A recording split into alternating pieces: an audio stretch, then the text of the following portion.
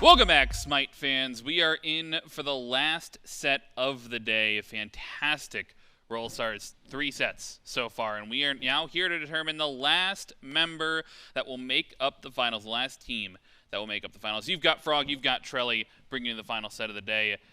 It's been a good day, man. I would say so. A lot of action.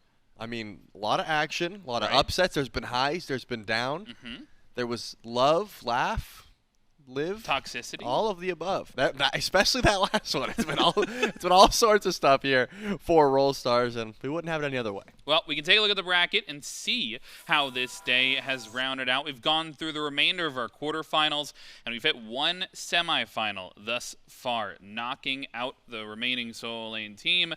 We've got the Revenge Tour heading to finals. Now we've got the Fonzo fam going over against the NBKs. We can take a look at those rosters right now. Only 3 are going to remain colored in here, and it's those 2 on the right side of your screen that are going to be going up against one another. We saw this team earlier today. Fonzo fam had a fantastic win in their set earlier today. Haddix giving off oodles of confidence. I've never used that word oodles before. I just did just now. I'm glad and you I did. Didn't like it. I wasn't a huge fan, but the Fonzo fam giving off a ton of confidence earlier today. NBKs we saw yesterday. I think they look pretty solid as well. A lot of. This is one of those teams with 2 SCC players bringing up, and I think both of them brought a lot to the table. If we weren't 9 hours into this day, I wouldn't have laughed as hard at. I wouldn't have laughed as hard at oodles. I think it was good. No, I think it was good. It just came naturally, yeah, right? I mean, I wish it just flowed and you didn't bring up that you've never used it before, but what can you do? Who knew it was in my vocabulary? We all know now. Yes, all that's us. true. We all know now. No, I think looking at this Soul Lane squad, right? We saw them a little bit earlier. The Fonzo fam. We have talked about their name, I think, a little bit endlessly at this point. But we can also talk about their confidence. They looked dominant in parts of set number 2. I think they did give up 1 game, right? So there is weakness there. They can bleed, but they ended strong on a pentakill. So there's a lot looking out for this team. Well, here's what I said, right? Now, if you missed the end of last set, we talked about both of these squads, right? NBKs used to be Vote's name back in the day was Vote NBK, stands for Natural Born Killers. So these are the natural born killers we're witnessing, right? 3 cold-blooded killers in the booth, and there comes Cyclone. And on the opposite side, it's the Fonzo family. So would you rather face 5 natural born killers or like fineokay's mom and dad? And that's what I said. That's why the Fonzo family's going to win. They're scarier. Okay. I mean, that seems a little bit against the grain if you're like considering the definition of the word family and the definition of the word killer. Is that? I don't even have to define it. Just like, you know, it's in general. It's more like a gut feeling. It's like a internal feeling that you have. Okay. Well, all I know is that you can look at both squads, look at them 5 next to each other, and one's coming out on top. In reality, though, I do think that both of these teams have shown that they have a lot of team synergy, not something that comes easily in a tournament like this when you're just forcing 5 players essentially to phase with each other. And that's what you got to look at. We've been listening to the comms. They've got shot calls. They've got target selection, which I think is extremely important, and actual just direction in a team fight. You're not just going, I've got damage, who are you hitting? It's always just, we're going on this guy, use everything you have. I've got ult, he's got no beads, let's get a kill. Well, we don't have to wait any longer to get into picks and bans for game number 1. I don't have to familiarize you guys, viewers at home, with the format that we're rocking with. Any god that gets played here in game number 1 can't play it in game number 2. And if we go to a game 3, you're not going to be able to have any of those gods from game 1 or 2 available for that game number 3. Of course, bans can stay the same throughout the entirety of the set. And interestingly enough, we do see the pick order here. NBKs end up in that first pick slot. Probably not a huge advantage given the format, right? Like there's a ton of stuff that's seeing play. And I think, like Kiermi just said on the interview, maybe the first game is not necessarily as important. You get some of the hard to battle up against gods out of the way early, and then you try and rock with those next 2 games. I'm not sure how sound of a strategy that is, but it worked for them. Well, he didn't say, you know, the difficult gods. He said the Mickey gods. You know, That's get true. all your Mickey gods out early, and we're going to take it to you 2-0 afterwards. Could be a strategy here. NBKs just go with the Susano, Yamoja, and Yorm. Pretty standard so far this tournament. It's going to be the Ratatoskr locked in immediately Wouldn't be surprised if that was something Davey wanted to take into the solo lane or send it over to vote in jungle. Both are certainly options, but considering this tournament, we've seen it more often than not in the solo lane because of that rotation premise, and also with Pridwin and full tank, Rat can really solo some of these ADCs later on in the game. Yeah, I mean, he does a surprising amount of damage. I remember earlier on in the day when they were trying to kill the Rat in the enemy base, and they were like, Soul laners are OP, they can't kill him. He's just got the build to back it up. So certainly not a surprising first pick there for the NBKs. Definitely some flex potential. Now on the Fonzo fam, they took away some of the more popular gods as well. Martikaras and Sun Wukong, unsurprising. Maybe Tiamat, a little bit surprising. I haven't seen that one banned today, I believe. But they choose to go with that Hercules first pick. And after the performances that we've seen on it today from Julio and from Aqua, I'm not surprised to see this valued so heavily. Yep, Herc and the Rama. Just wanting something safe over in that duo lane. Provides good damage. The snipes can always help finish off some kills, even initiate some fights if used correctly. So not a bad top two there for the Fonzo fam. The NBKs have to answer back. Do you want to grab something? Do you want to grab an ADC for BaRRaCCuDDa? He has only played, the Shibalanke. He went to the Jingwei, really stretching out the god pool so far. It looks like he might have to dig a little bit deeper in case he takes some bans, because they're just going to grab the Hebo and the Horus. The NBKs are leaving Barra's pick for later. Yeah, I think, at this point, BaRRa does probably have a pretty deep god pool, been in the scene for quite a long time. He just doesn't show it. He doesn't like to dig in deep into the pockets, but we may have to here if they choose to ban him out. Regardless, NBKs have taken the risk. They've taken the Habwa, taken the Horus. I think that Horus probably going towards support. I think there's still a tad bit of flex potential, but I'm more focused on the flex potential on the Habwa, right? All three of these picks have the chance to go to a different lane. Similar to the pick from fineokay's team, the Fonzo fam brings the Zhong Queen into the mix. That could go to a couple different places, but we saw Khan on it earlier in the mid lane. I expect it to go back there. Yeah, I was actually really enjoying the mid lane Zhong, so I would hope that is where it heads for now. Big AoE damage, surprising amount of burst, survivability, all of which are going to help you out up against the Hebo. You got knock-up immunity there. You can just say, hey, come on, 1v1 me, bro. And that's kind of the mindset there. But still, the NBKs, a lot of CC. I mean, the Rat's going to provide the knock-up and the hard stun. Hebo, that same knock-up. And, of course, Horus with the knock-up and the hard stun. A lot of things you might want to beat. A lot of things you might want to steer clear from. BaRRa, unfortunately, takes two crushing bans his way. But the X-Ball's still open. He could go towards the Shivalanke. Does he want to waste it in game number one? So we've heard sometimes letting some of those gods through so they can't be picked again could be a smart strategy. Or he's going to look to something like, I don't know, the Artemis, for example. That is something that BaRRa has been tend to go to. Not recently, but, you could just go to it when you've got good CC, when you've got good lane pressure, which Horus could provide if he is played in support. So far, looks like Rat could be jungle, could be solo, but Hebo could be jungle, could be mid. There's just so many different places these gods could go. Yeah, a lot of flex potential still remaining as we see these final bans come out. You mentioned some of BaRRa's gods getting taken away on the other side. Aphrodite and Fenrir taken away by the NBKs. A little bit interesting. Aphrodite was something we saw the Fonzo fam play earlier on. Not sure we've seen the Fenrir quite yet, but possibly some targeted bans there as the Terra gets hovered as the potential support pick, more than likely, for the Fonzo fam. That would round out the dual lane, leave likely this jungler pick for the last selection here, which I don't mind given without, you really want to see the draft round out, I think. If you're the Fonzo fam, you want to know where these picks are going on the NBKs. Yeah, you certainly would like to. Terra is going to be locked in there, so saving what we assume is the jungler for last. The NBKs have a good portion of the puzzle already solved for them. I think just understand where the Hebo, where the Rat, and where the Horus will finally end up at based on these last picks. Definitely need an ADC in this last section because none of these gods are jumping at me screaming a BaRRaCCuDDa pick. Again, if we're going off of what he's played recently, I still think that Hollow could be something interesting that he's gone to time and time again ever since he started playing years ago. And the Shibalanke is just, screaming at me saying that it could be locked in here. But he didn't have a good time on it. I got to interview him afterwards, and he was not happy about the X-Ball pick. So maybe that's enough to switch it up. But if Rat goes solo and Horus goes support, and Hebo's in the jungle, you need a mid laner, which is why we see the Merlin hover, and we see the Merlin locked in. Double magical so far for the NBKs, which means they already have good CC, they already have a good bit of burn and burst towards objectives. You need a hunter that's going to shred through tanks, and Cern will provide just that. Wow, yeah, going towards the Cernunnos, something we saw in the meta towards the end of Season 9, a little bit here in Season 10. Not necessarily a BaRRA favorite, but definitely something in the God pool, and does bring that shred, as you mentioned, right? So they round out with their 2 carries right there. Merlin and Cernunnos going to bring the damage there for the NBKs.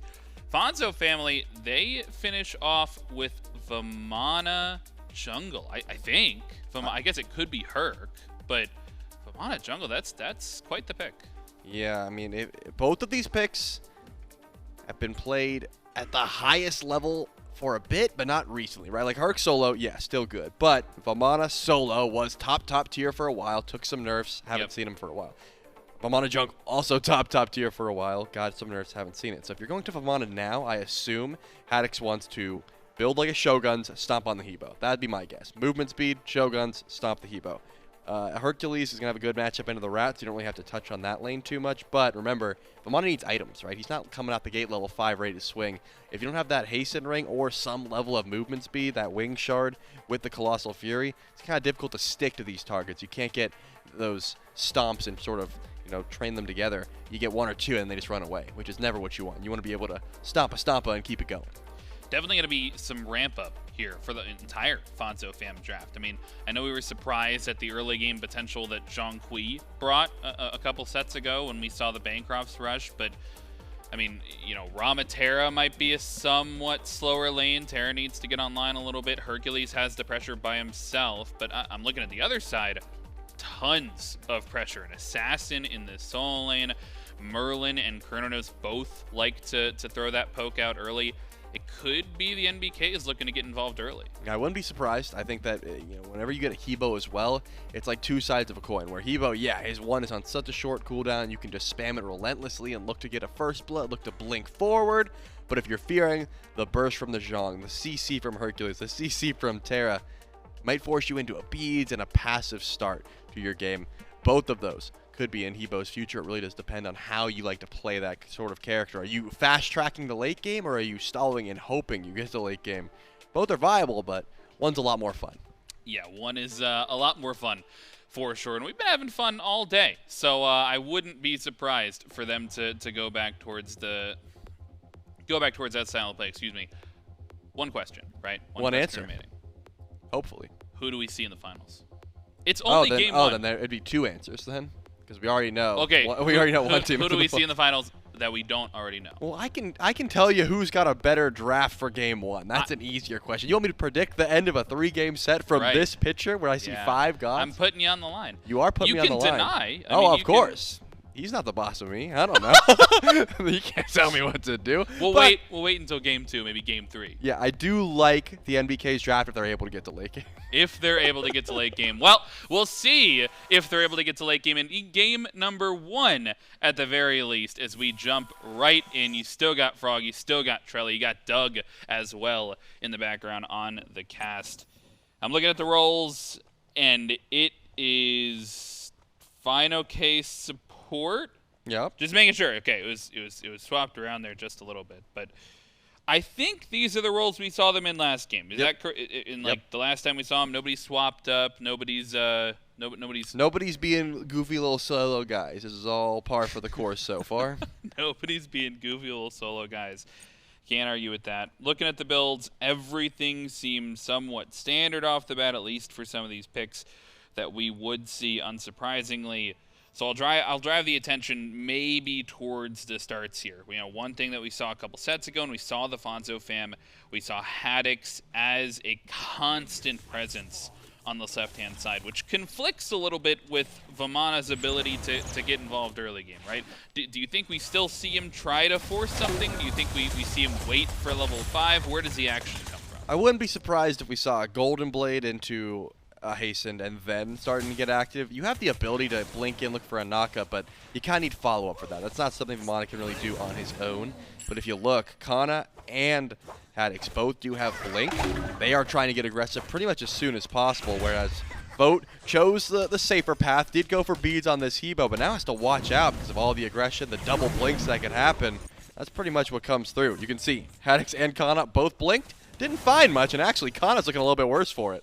He'll be dead. As the damage needs, woohoo, that auto hit. But it's the re-engage now on to the jungler, and Vote will fall for first blood. Haddix makes the best of a bad situation, takes down the enemy jungle. Tragic that there was no first blood from that. I mean, hey, that's why you get double blink, right, to get in there, and of course Haddix is able to save his escape till the very last second, not take the slow damage, and get it a little bit back onto StreakUp. Cxnnahh thanking his lucky stars that he was able to get out there, because that was a little bit more damage on a water hands or an extra auto attack, which could have confirmed that first blood. But now Haddix gets to hit level 5 first. He's going to get so much more farm, and that makes Vote's life, well, frankly miserable. Variety under a little bit of pressure, maybe turned around onto CycloneSpin, as both ADCs are in a 1v1, both supports are in a 1v1. We can talk about the pressure over here on this duo side. Mentioned that it might take a couple of levels for Terra to start to get online. Meanwhile, on the other side, you've got this warrior support, tons of pressure coming from Horus, and BaRRaCCuDDa on a notoriously aggressive ADC. I mean, do you expect to see sparks here, maybe a solo kill between these ADCs? I mean, a solo kill, probably not. I don't think Variety wants to take the trades too often against the Cernunnos. You're just going to lose that until you get some extra points in your ultimate, until you're able to find some poke. Especially with Cyclone here. fineokay, you know, he can put down his monolith and try and dash through, but CycloneSpin's probably going to stun it out more often than not. So it's just not a good time in lane. But Cyclone and BaRRa can step forward. They can go for, you know, purple buff invades. They can look towards the shield buff. As long as junglers aren't getting involved, they can get aggressive really as much as they want. That's just what Cern and Horus can provide to a duo lane. So I wouldn't be surprised if we saw at least a little bit. But with CycloneSpin getting poked out, you probably just tuck your tail and run and say, hey, we'll take our own purple buff. That seems safe enough.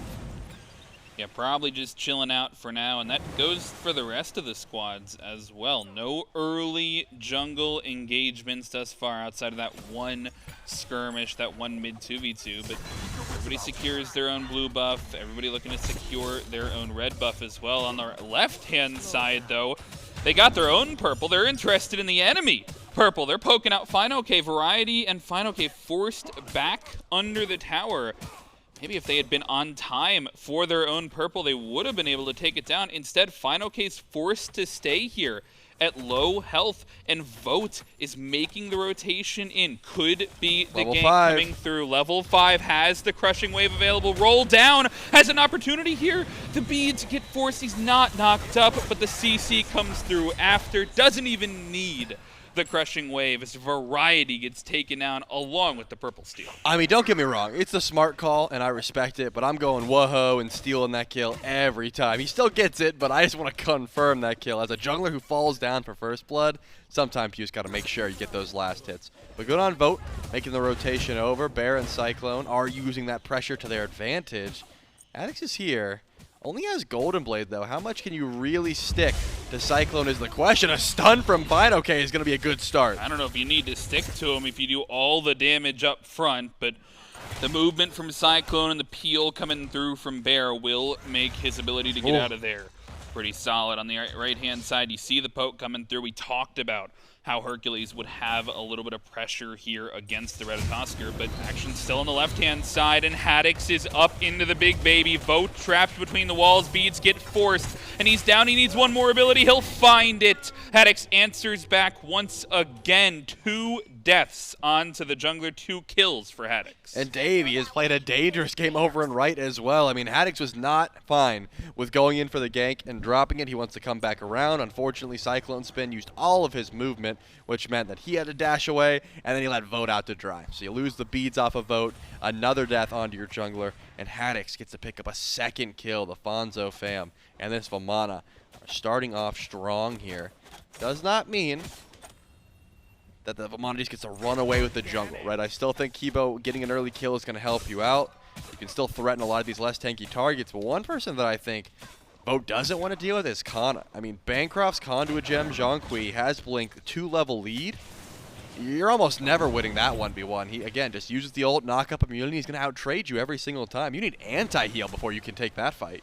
And we talked about the ability of this Zhong to get involved early when he played it the previous time, and we just didn't see as many rotations out of Kana as we thought we would. We did see that 1v3 in the mid lane just coming through with the Ghosts, able to answer back when they tried to go on him. So for now, he'll just be hyper-farming up, trying to continue on in the build. And speaking of builds, both the mages on the side of the NBKs, I think, are going kind of interesting directions here. Tablet of Destiny is something we haven't seen super often for StreakUp, and then Doom Orb, same there. Haven't seen that item super often, so definitely viable, it feels like, but not going flat pen, opting into a different route. Yeah, Vote, I think Doom Orb kind of necessary on the Hebo if you want to keep up with the farm that Haddix is going to provide. You need movement speed, right? You need to be able to go through your jungle as quickly as possible. BaRRa was making the rotation. Can you find the Bramble Blast, though? He does with the big baby Colossal Fury. Should be able to come through, and now Connor returning the damage onto Vote. This is what I'm talking about. No way.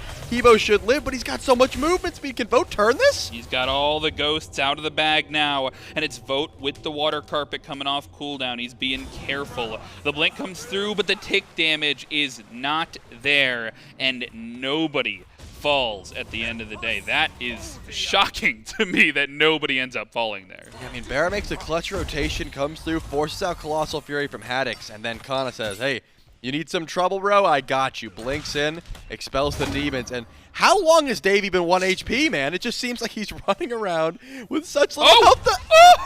He's constantly 1 HP. He gets punished finally as Aquarius finds the solo kill onto the cheeky rat, and the action may not stop there. Haddix over here on the duo side once again, but Vote has joined him. It'll be a 3v3 here for this purple buff invade if they want to try and force this, but no jungler ults available, so they've got to be careful with the damage. Haddix poked down to half, will get the dash away, and he makes the space, and the purple buff gets taken away, but the chase now, CycloneSpin brings the team, and the escape is good so far for the Fonzo fam. They'll get out with the purple buff and a solo kill on the right-hand side. Yep, fineokay covers the option. Make sure to root everyone with the chase. Haddix goes free without even having to use ultimate.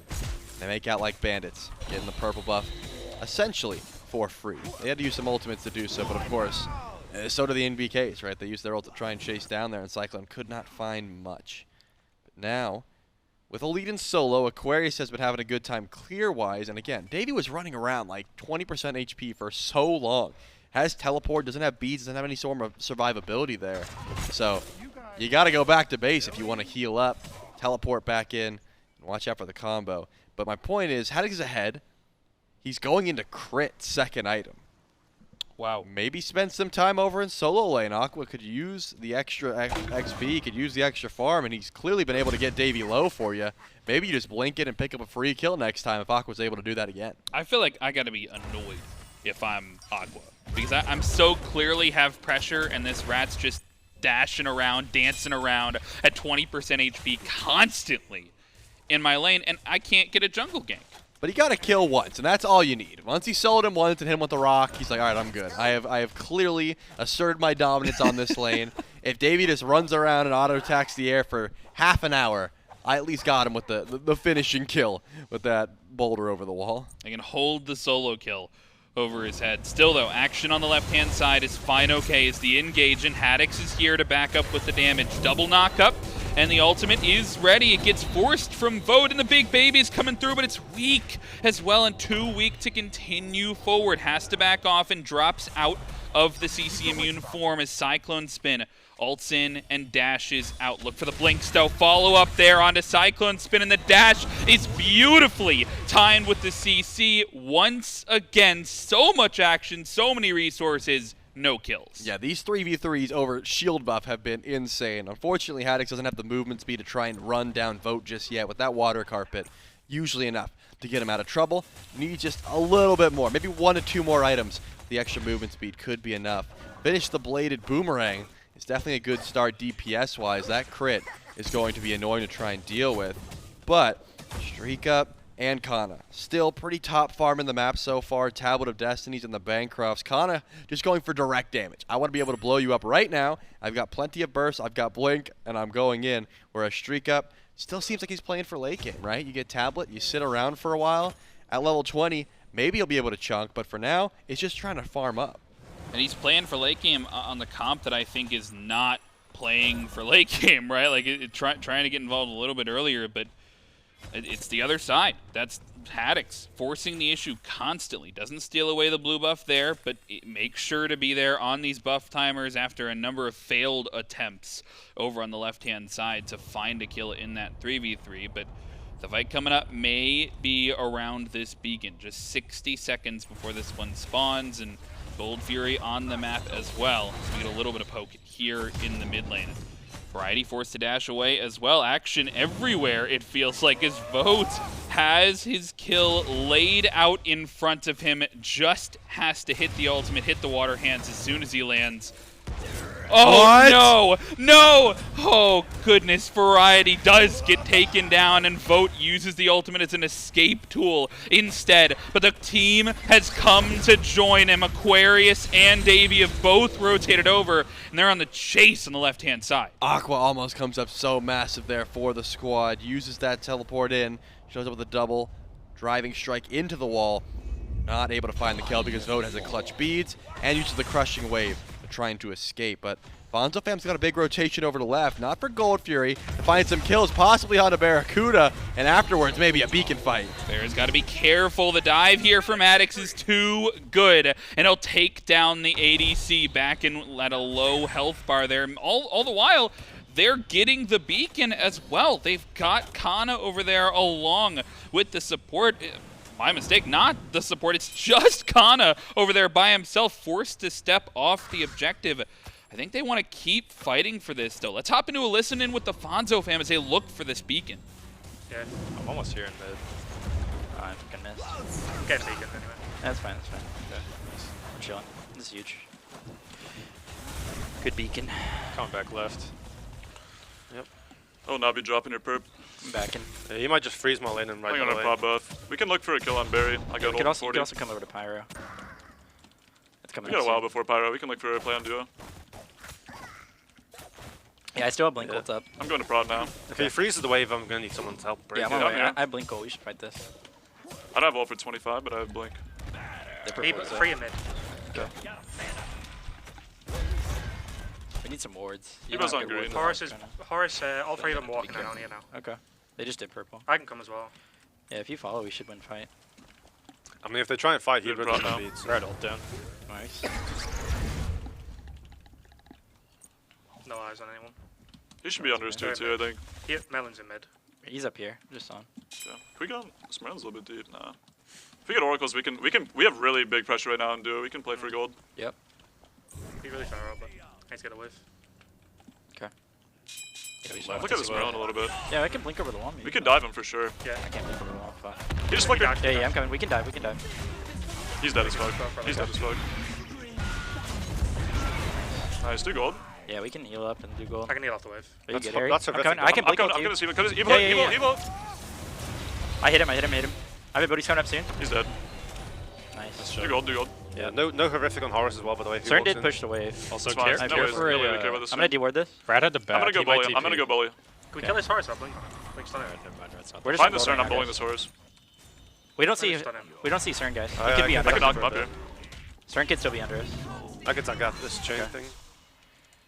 Oh, Oh, yeah. What the I've fuck? I got have a blink. 3 Give me soon. actions. I'm gonna blink. Cern's in right behind you guys. Wait, can we kill this Cern? I think He's so. right. I've got zero Nice. mana. You guys can probably kill him now. Okay, we I'll he get can him maybe eventually. he can maybe spin on me, honestly. I can get you guys too. I'm back. Let's go for the goddamn wave. Oh my god, he popped a shard. You need help? Oh yeah, we do. Shit, Barry's got some bite. That's his shard down. He's got some goddamn bite. There's a totem, boys. Hopefully it helps. That will help a lot. He He might actually be out. Yeah. Should I TP and kill? I can maybe stun. Okay. I almost have a 3 here. Stun him. They're gonna come from Pyro, by the way. I don't have any You terror. They're gonna be on here. That's right up. Damn. That's actually crazy. They're following as well. Eva's right here. Yeah, they might try That's to a play table mid. criminal moment. Yeah. BaRRaCCuDDa is an enigma. Barry's man. got some bite, Barry's man. got some bite. He leads them through a wild goose chase all the way through the enemy jungle, gets the help from his squad, able to take down one. That does not speak, though, for the huge fight win that is the Fonzo fam. They take the beacon, they take the Gold Fury, they take 3 kills, I believe it was, even after the fact No, of blinking on. we're not talking about any of that. We're talking about Barry having some bite, all right? That's what we focus on. Man's cold as ice. He had beads, and he just ate that stun. He was so confident that he was going to live there. I'm panic beadsing that stun every day of the week. I'm pre-beadsing it. Yeah, probably, just scared. And Barra said, nah, I already know Davy's going to come, knock him up. We're going to kill him easily, effortlessly. And instead of running backwards, while CycloneSpin is getting murdered underneath the ghost of his Tier 1 tower, Barra's at the enemy Tier 1 tower taking bastions. Yeah, and he you know what? He got the wave. Oh, here we go. Barra's got more bite. He's got some bite. Haddix wants to bite back and does have the CC up into the ultimate. He gets the help. That doesn't feel fair. That Variety cheated, as far as yeah. I'm concerned. Steps in, ruins the 1v1. Haddix was terrified. That's what it was. He said, please help, please help, please help. And Barry had to show up. I mean, Variety had to show up to bail him out of a bad situation. Right, can only assume the comms there since we weren't listening in, but Haddix likely asking, begging for help even. Kana maybe needs that help here in the mid lane. Maybe, though, trying to turn things around. Does pop the ultimate, and with how infrequently we're getting that ultimate pop, you have to imagine every single time he's got all the ghosts. Yep. Like he is ready. He's ready to pack a punch at any given moment. And every time I feel like he does, he brings so much damage to a team fight. We just rarely see him start one, it feels like. Yeah, well, Kana does have the blink, doesn't have the ult for the time being. So once that ult comes back up, maybe we see some more action. But now, that beacon is spawning back in. Remember, Fonzo fam got it essentially for free last time, but now BaRRa and Vote already grouped up towards the beacon. All the while, Haddix is on the wrong side of the map. This could be good for the NBKs if it's only 3 members of the Fonzo fam that show up. Let's throw it to a listen in with the NBKs, see how they're looking at the beacon. Okay. Watch our backside. Can you keep that side locked, Davey? Yeah, 4 here on the right. They're all Okay. here. Just get in, get out, get in, get out. Yeah, we get out now. They blinked in. I'm Kite to green, kite to green, kite to green. I'm ulting to Yeah. Keep coming my way, Vote. Keep coming my way. I'm gonna run You're good. Vamana maybe. Okay. Hey, get back again. I'm gonna go Vamana and Zhong. Vamana roll. Yep. -1. I can stun off. I can Keep stun running. off. I'm fine, don't worry. Okay. Hold her down. We I should think get her. that's all their blinks. Yeah, They're go getting get her. chest. Yeah, go get her Yeah, chest. yeah. Oh, we never captain in time. That is actually. No, Yeah, they blinked right lose before. one. I'm just placing the ball for them. It's probably fine though. They're gonna transition to gold, maybe mid They're tower. gonna go mid tower gold here. Okay. Problem it. I'm here though, I'm here. I have no I'm never there, and they see me and left. That's fine. Just play for poke here. They're not getting this. Yeah, they don't. Okay, nice. I'm probably out left side. I'm backing now as well. 3 mid right now. I've got a TP, so... I'm playing prot. Is Vamana over here? They're 4 mid. 4 mid. No Vamana. No Vamana. No Okay. Vamana. No ult, no ult, no I'm ult. playing prot. They're going to gold. They're going to gold. I They're have, going to gold. I have TP up. I'm kind of greeting this prot, but hopefully it Are we works. defending this gold or are we giving? We're not really in position. We I should just have split. no- We should go I don't split. We should split and get farm right now. Yeah, Split yeah. and get farm. Yeah. I agree. Herc's gonna chase me. Sell me ward. This is not worth defending. It's just any fear. You can just kill Yep. it. If they go to fire, we can soft defend it and have bear split push for farm. I have upgraded TP, so... Yeah, I'm getting strong. I'm backing. Vamana dash to me. Can you guys play pyro? 2 left side. Yeah. If you can't, it's fine. If it's risky, They're gonna contest. They're They're gonna gonna contest. contest. Yeah, if We it's- will need people. I can look to stun and drunk. if it's risky, it's fine. So the NBKs seem very focused on farm, willing to give up these objectives, trying to be there, right? But they are very, very focused on the macro game. Yeah, I've been loving Cyclone's comms, man. Seems like he keeps the team calm, number 1. Number 2, knows exactly what to do. Not worth it to go in for the Oni Fury. If they do group up towards Pyro, if they do group up towards Fire, let BaRRa split push, look for as much farm as possible. The NBKs just don't have the XP and the level to try and get in and try and 5v5 right now, so might as well try and split up the map as best as possible and go in for as much objective play as you can safely. BaRRa's over and left, and now the team gets to go for an attempted Pyro steal, but not overcommit too hard. Fonzo fam picking this one up, down to 25% HP, but surrounded by the NBKs, and they take it away with the Merlin damage over the wall. They'll take away the Runic Bomb, grab the objective for free. Nobody dying, nobody even took any damage there. So just that soft defense, and that's what they were talking about. Get away with what you can, just try and stem the bleeding. Play for now. CycloneSpin and StreakUp stepping forward all the while. BaRRa does confirm the tower. BaRRaCCuDDa actually taking a lot of damage, but here comes Cxnnahh, and this damage is going to be massive. Link in from Haddix and Cxnnahh. They combine for 2 in the back line. StreakUp and Vote down into the gray screen. Davy forced to ult away, and that's the danger of this Fonzo fam team. Blink of an eye. They've got blinks on almost every character to just try and jump in, get into the enemy backline.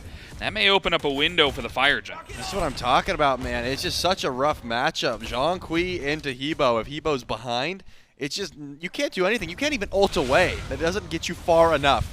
Here's the play call, though. Fire Giant started up. Davy steps forward. BaRRa over in left lane, still just trying to get some extra farm. He cannot make it to this fight. Davy, low chance steal, but it's not zero. Uses the Acorn Blast early, though. That's pretty much all you've got. Soft defense here. They've got both tanks in range. They let Davy dash.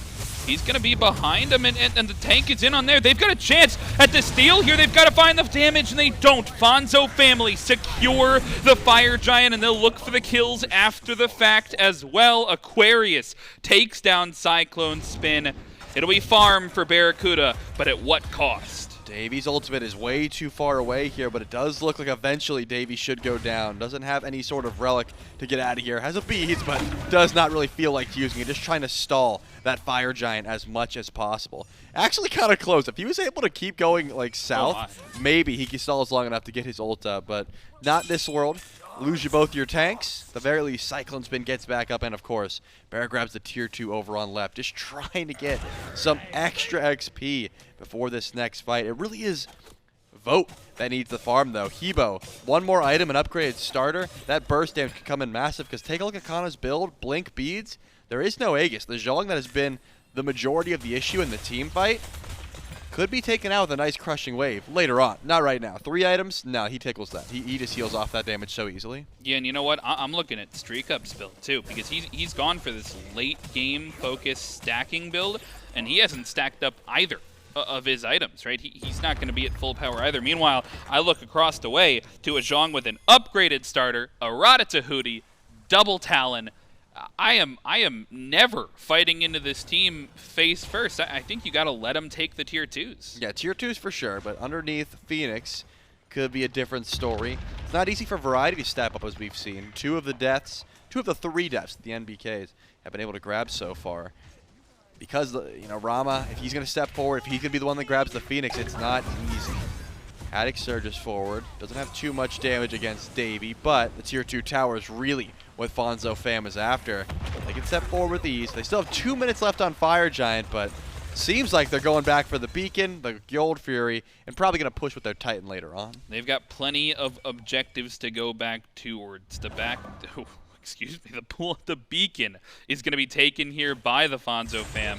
Davy was there to contest for just a couple of seconds, as they'll actually hop off the objective just to chase down the rat. But this Beacon's available. The Gold Fury is available as well while they still have Fire Giant, but they're more interested in the fight. Haddix goes in, but it's Cxnnahh. He's just making space for the mid laner, who's on to BaRRaCCuDDa, who gets deleted. He uses the Aegis, and through the Aegis, Cxnnahh has the damage to take down the ADC. Davy is in the ultimate and will make some space for Cxnnahh, but he's on the other side. He gets taken down by StreakUp, and the stun is beautiful. Variety from the other side of the map does help take down the kill, and now he's here to help take down Davy as well. Ultimately a 3-for-1 as Cxnnahh once again essentially 1v3. Now Aquarius wants to try and find a kill on the Vote by himself.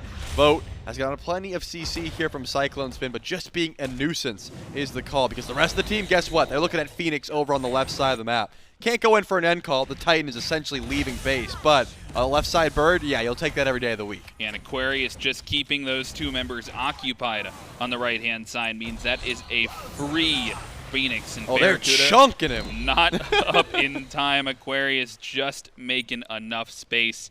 You're right, though. The Titans now outside of base, now on this push down the right-hand side. And here's my question, right?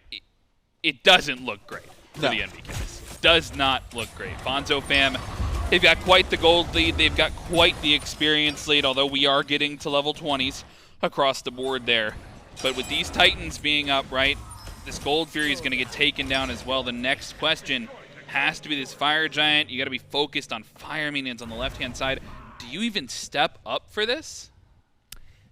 For Fire Giant, no. I mean, EFG, you kind of have to, but since we're only 25 minutes in, it just doesn't seem worth it. The Titan push, it doesn't seem like anything's going to come from it. I don't think Fonzo fam really feels that confident pushing in with only their Titan to go in for a Phoenix, so I don't think that's going to be something that the NBKs have to worry too much about. Right now, Haddix is just getting some extra farm, possibly looking to upgrade relics or even get a power pot. But yeah, I imagine you let this Fire Giant go, it's not enhanced. Next one, if there is a next one, that's when you start worrying about the rest. Luckily, Bo was able to get his starter up, so a little bit of extra percentage pen. His auto attacks, that's kind of nice. Extra damage there as well. Just seems like this Hebo has been playing from behind pretty much since the start. Yeah, I mean, he had some good presence, I think, early on the left-hand side of the map. He had a good rotation, grabbed a kill, but he got shut down twice early on by Haddix and gave away some of those lives. And after that, you as a Hebo trying to fight from behind, just not the best look. Meanwhile, Davey maybe not having the best look on the left-hand side. He is going to once again continue to lead the Fonzo fam on a chase, but it's an interesting engage here. Let's hop into the comms with the NBKs and see how they're looking at the fight. Keeping Zhong in combat. Zhong in Okay. combat. Zhong blink, Zhong blink, Look at Terra, look at Terra. Terra low in the back, Terra low in the back. Zhong blinked. I onked Rama, I think we have to get this out. Okay.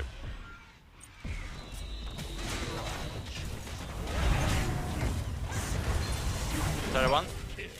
I knocked him I have a 3 and 2. Rama roll on us. SMITE. I'm dead. I'll check the wall in time. They can't end, by the way. They're too low. Nice. Yeah, good push. Zhong no blink. Terra ults as well. Yeah, they can't end. There's no way they can end. Yeah, he's good. I'll be fine. Nice. I might harass at fire though. Yeah, they're gonna They're fire. 1 HP. They're all 1 HP basically. Zhong no blink or ult. Terra's 1. No way. Vamana back on the side. Can you keep chasing? Yeah, I am. Rama rolled here, brother. Rama roll, yeah. I'm gonna try to chase. I'm up in 13. Yeah, I'm up in 12. Am I? I think I'm covering left out of spawn. Yeah, Unless. Vote can get it right now. Okay. Literally annoying I'll the win bugs. there. Yeah, Vote has no rug, so maybe you just come to fire. Yeah, I have no Aegis for their blink. They were right. They couldn't end, but that was not the best-looking fight after what I saw, which felt like a pretty confident engage from CycloneSpin, but they just couldn't find the damage after. Yeah, it didn't seem like... I mean, once Vote goes in onto Rama, unfortunately, BaRRaCCuDDa goes up to the sky and says, all right, bro, I'm never coming back down. Like, I'll come back down, but you'll be long gone by the time I do so. And because of that, it's just a little bit worse. I mean, you can't find a key target. If you're going for variety, you got to kill him before he goes up into the sky. And you can tell the play there from Davey. I'm going to keep Kana in combat. I'm going to make sure Zhong can't blink on you guys. Just because he's in combat doesn't mean the rest of the team isn't doing damage. Doesn't end up working out. Davey can step forward. He can go in for an attempted steal, but does not seem easy. Aqua playing zone duty. That means another Fire Giant goes the way of the Fonzo fam for free. But remember, not quite enhanced. It's not the end of the world yet. Standard Fire Giant, not enhanced onto all 5 members of the Fonzo fam. It looks like it's the right lane they're going to opt to push down. It's going to be a big push. Could be the game-ending one. Let's hop into the comms with the Fonzo fam to see how they're looking to push this down. The scroll's jerking me. on the next wave. Yeah, we'll do it next wave. Okay. I'm coming mid now. Oh, nice. Here, Obo farmed Merlin. Ouch. I'm gonna look for you here. I'm gonna Yeah. do it now. I'm gonna sprint you guys. I'm ulting. I can go left. I can go left. Merlin flicker. I think Merlin might be dead. That's what you all Just get Phoenix. Get Phoenix. Get Phoenix. They're all really deep. I'll sold him. I can maybe get a wall here. Or Horus 3. Look at Horus. I'm knocking for him. I'm ulting this. Wall off. He's done. Look at Hebo. Look at Hebo. Sorry. Can we end? I'm I gonna ready. gotta back up. We can end. I have Vegas still. Blink. If we can I'm back very up, low. can we bait him? I got pull. I can blink. Turn beats. Pushing way back. I'll look for a blink egg. Yeah. I'm like watching. Yeah, I can dash as well. I have Vegas. I can bait with I Vegas. I can also. I send rat. That's I'm a in dash. combat for a little bit. Wait Cernunnos beads, remember? for a Evo's second. the biggest issue here. If we Yeah, can do yeah, anything, go to 30 Hebo. seconds. We can maybe like. Yeah, I blink. I want to look for blink. If we I get can back any CC on this Back. Hebo, we can kill. And Cernunnos beads. Keeps putting me in combat. Come back. Let me yellow wave. You coming back? Yeah. Oh, we can end if Yeah, we have yeah, a full yeah, HP hurt. yeah. Okay, we just need to run the I C-buff. might try. I might just run it. I might try and dash cripple this. guy. Pull it. I have Scorching Blink for the C-buff if we get anything on him. That's his beats. That's his beats. I can Take it. I can stun off that. He's done. Yep. Nice. Terra High just volt got back up. fucked. High volting 5. We can I'm on the try. route. The rope soon. The rope soon. Hit time. Hit time. Nice. Good shit, boys. Clean. Oh yeah! My bad. Did you guys hear that? What? Oh. Okay, good. I felt it. Oh, that was good. I didn't hear it. I fucking felt it. What's They feel the winds over there on the okay. Fonzo fam. They're Okay. feeling the winds. That's you what know? I thought he said. Right, Okay. right. No, it could be confusing, could be construed. But no, clean win there. Clean game there for the Fonzo fam. Take game number 1. And I love that focus, right? They're taking it seriously. They identify Hebo as the problem. They jump in. Everybody is on the same target. Oh yeah. They end the game. It's clean. When the team synergy is like that, when fineokay and Haddix are on that good of terms, how could it not work? I think the Terra was setting up so flawlessly. Vamana was tanking everything up, and of course Cxnnahh calling out the CC. Right, this blink Zhong was a growing issue. Not to mention, Aqua was unkillable. I mean, I was talking about Zhong because he was doing lots of damage, but Aqua was essentially W-keying, man. There was never an answer for him, and mostly because anti-heal was a big problem. They had Onk, and that was it. That was all they had.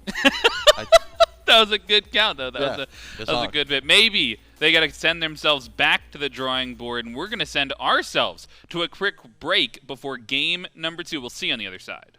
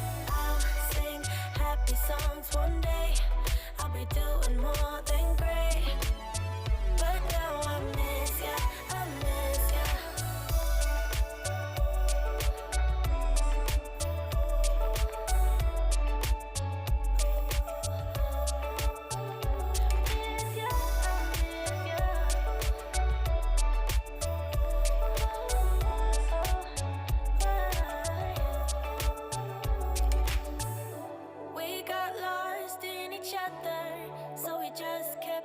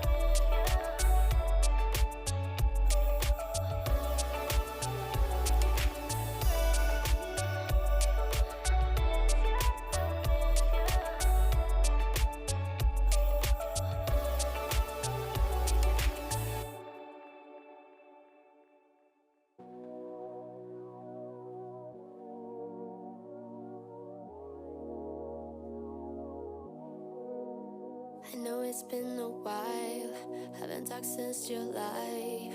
You've been on my mind, don't hang up. I know it's been some time since I called you mine. You've been on my mind, don't hang up. Maybe I'm a little bit jealous, haven't told my friends we ended it. Yeah, I know that it is wrong. Maybe it's a little bit selfish calling you up when I'm wasted, when I know that you moved on. Is she in your arms right now? Tell me, is she gonna stay the night? Tell me, is she in your arms right now? Is she in your arms tonight?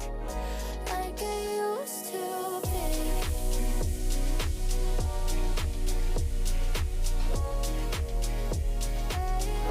Like I used to be.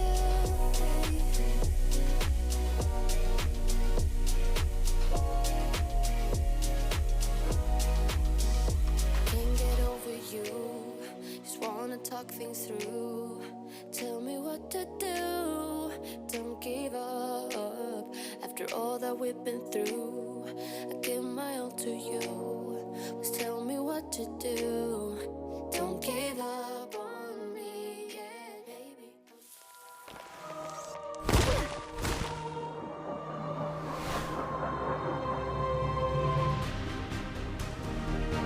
I'm Toph, the blind bandit.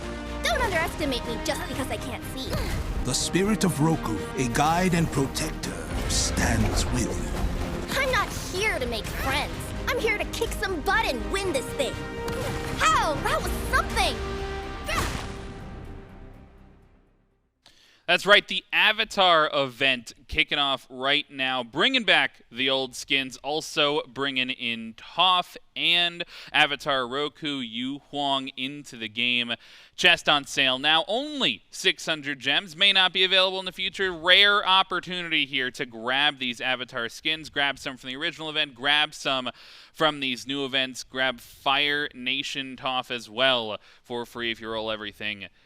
Fun event out there, loving the Avatar skins and loving these games that we've got going on. The Soul Laners continuing the dominance here, at least this Soul Lane squad, the one that exhibited all the confidence, backing up that confidence, at least so far. So far, game number 1 looks good, but sometimes game number 1, you use some of your favorite picks, use some of your good gods, then the format says, hey, you can't play any of those again. Can you still find that same level of success? Can you still find that momentum? That's the question. Fonzo fam looked real good. Haddix came out the gates swinging, I would say, on this Vamana. Stomping. Stomping, swinging. He was a gnome. All of that we do know. With that being said, it didn't really seem like there was too much answers back from the NBKs. The kills were really not great. Aquarius, the bonk, man. What a great kill there onto Davey. Made sure to swat the fly while he was just running around constantly over in lane. Kana was a big issue for this squad because Vote going to the Hebo, you know, a lot of your CC, a lot of your self peel is in your knockup, and Kana didn't really seem to care. Every time he blinked in, he was looking for Vote. That was his target, right? He blinks on to the Hebo constantly and says, hey, what are you going to do about it? You going to knock me up? Don't care. I'm just going to do all this damage, unleash the ghosts, and just kind of pop off. That was the story of this game so far. Blink in, worry about the rest later. Even fineokay had some great setup and peel for his team. It was a growing issue. If you look at the builds and the composition, some of these gods that were played, you'll notice. I mean, Terra, Zhong, Rama, Haddix, don't know why I didn't say Vamana, and Hercules, they had a lot of sustain, they had a lot of healing. And if you look at the build, it was just the Onk from Cyclone. That was really the only anti-heal that was purchased here.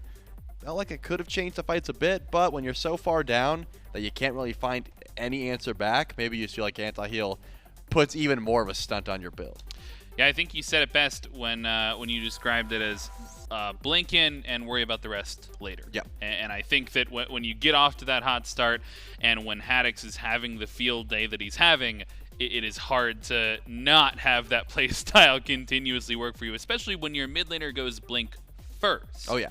You don't need the safety. I'm going to build Bancrofts. I'm just going to go Blink first. Yeah, and they both went Blink, and they blinked in level 2, and they just said, hey, we're going to That was criminal, though. Vote almost first-blooded Cxnnahh. I would argue a completely different game if that happens, but it didn't. We live in this world where that didn't happen, and where, unfortunately, Cxnnahh got to just pop off after that. Picks and bans for game number 2. NBKs going back to that first pick slot, and now all 10 gods from last game are unavailable, and I think you're pretty pleased to see that if you're the NBKs. I don't want to see Cxnnah back on the Zhong. I don't want to see Haddix back on the Vamana. That being said, I think that Haddix has had quite a few picks, quite a lot of success on various picks. He's still got the Huang. He's still got the Susanoo. I was wondering if we were going to see bans towards them, and it looks like they've targeted both Haddix and Cxnnah's god pool. Cxnnah's only played 3 gods. They've all been solo lane mages, and they've taken away one of those in the Hades. That's the question. What does Cxnnah go to? What does Haddix go to? See, that the Yorm is definitely something that's been spooky throughout the entirety of this tournament, more often than not. Actually, every time it's been played in solo. Good damage, safe rotations. You got the get out of jail free card as long as you're able to use it before you take too much burst in World Serpent. So definitely a strong top 1 there for NBKs. What does the Fonzo fam return with? fineokay has been playing on point.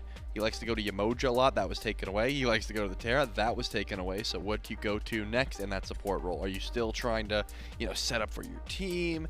Are you trying to just, find some damage? I think that he likes to try and go for 1v1 plays if possible, where if you're a tank in your head, you can certainly look to do damage to carries. Things like, I don't know, Bacchus and Kuzenbo come to mind. Those are still available.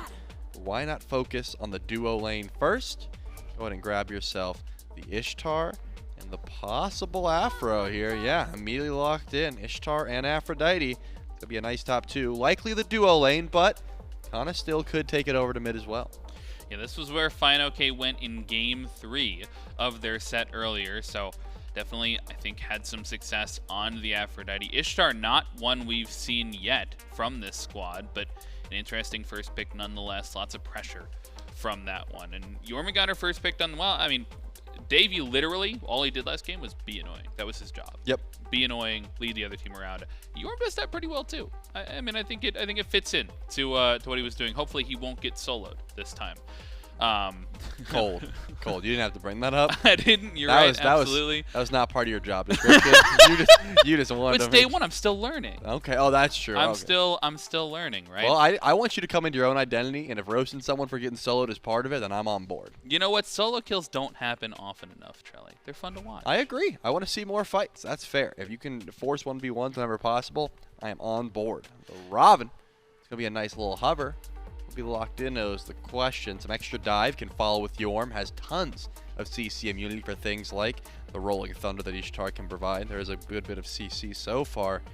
But that with a Freya, pretty good early game, pretty good late game. The NBKs came to play.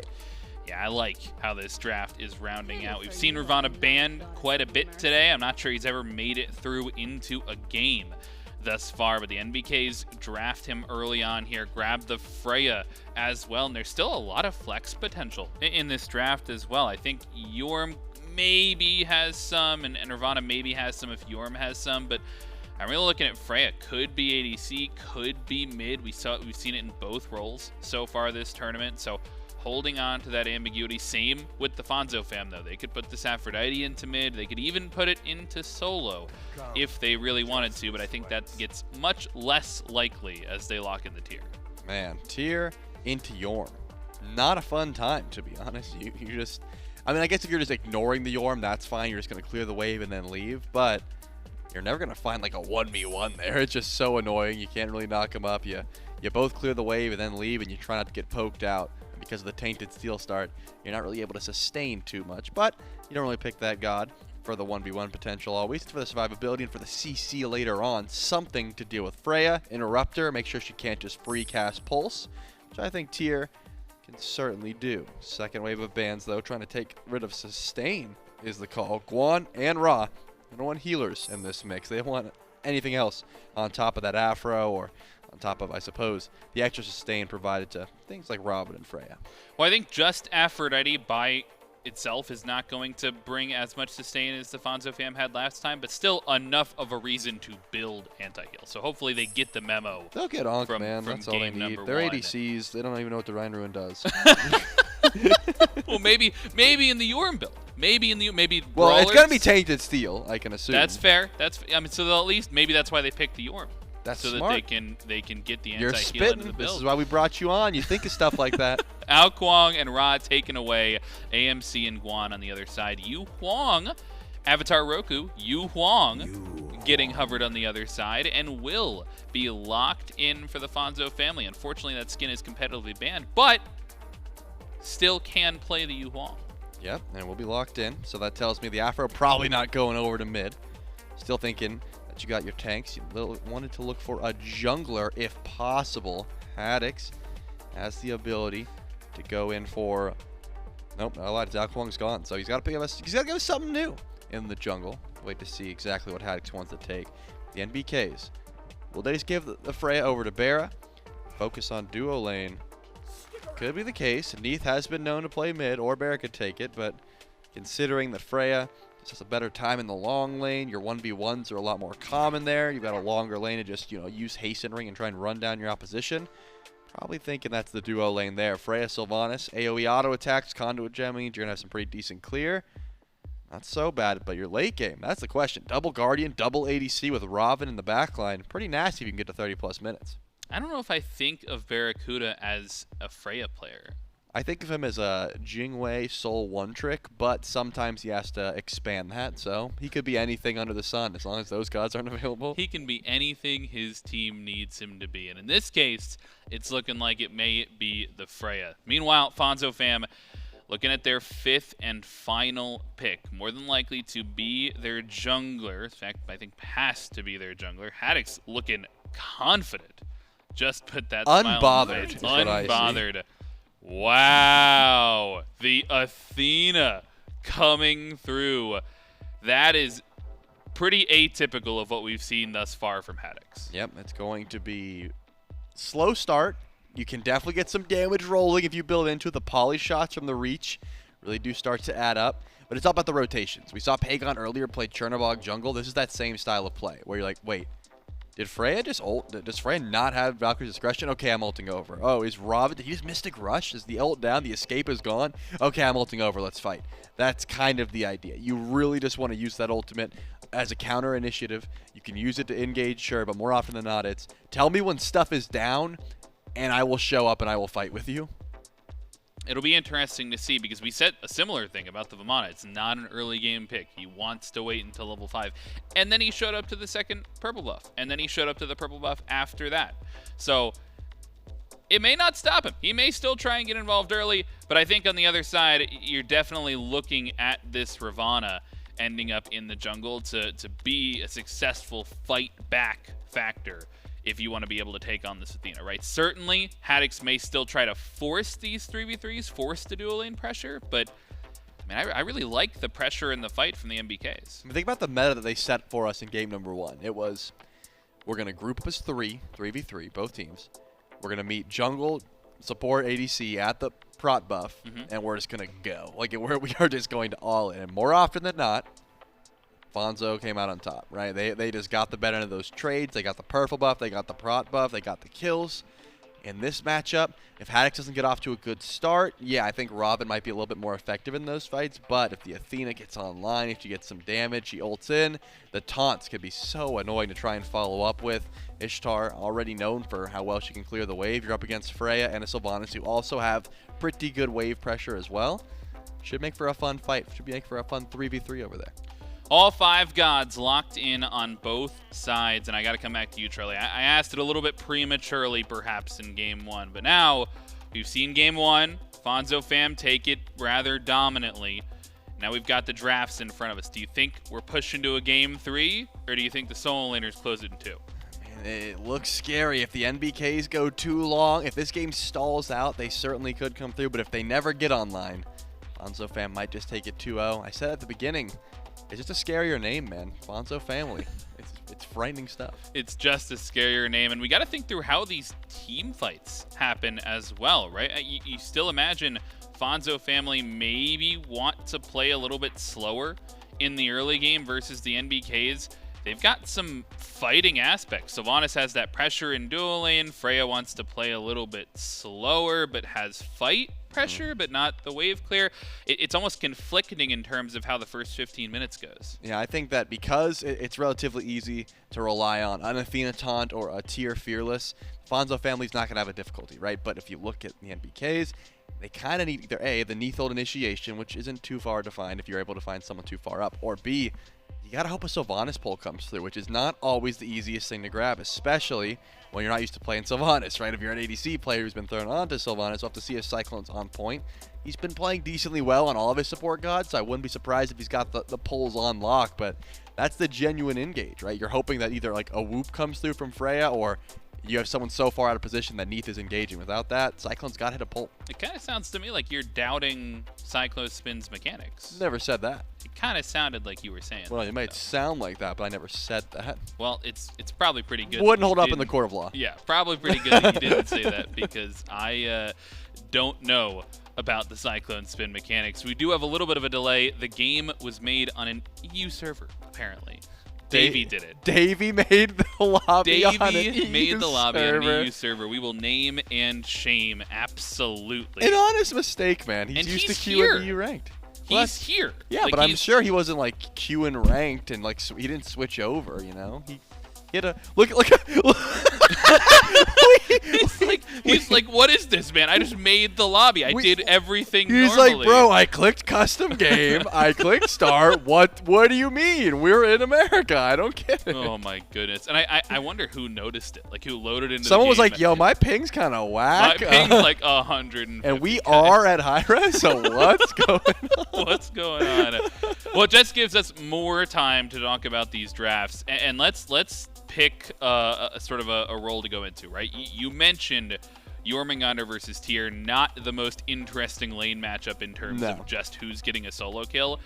Is it something where, because of that, we might see the hyper farm, we might see even more pressure on these early solo rotations, something like a beacon rotation? I mean, if I've learned anything from watching Aqua play, he is going to upgrade teleport and make the rotation way earlier than anyone else, right? You remember last game where Vote almost was able to find these kills, and then Hercules comes in from behind. How did he even get here? Double driving strike, almost ruined the gank entirely. That's the kind of player he is, though. He's making sure you ward for him. He's gonna be like, yo, what if I showed up at like 11:30 right before the beacon comes in and we just get this massive fight because no one expects a Jormungandr to be there, in this case a Tyr to be there.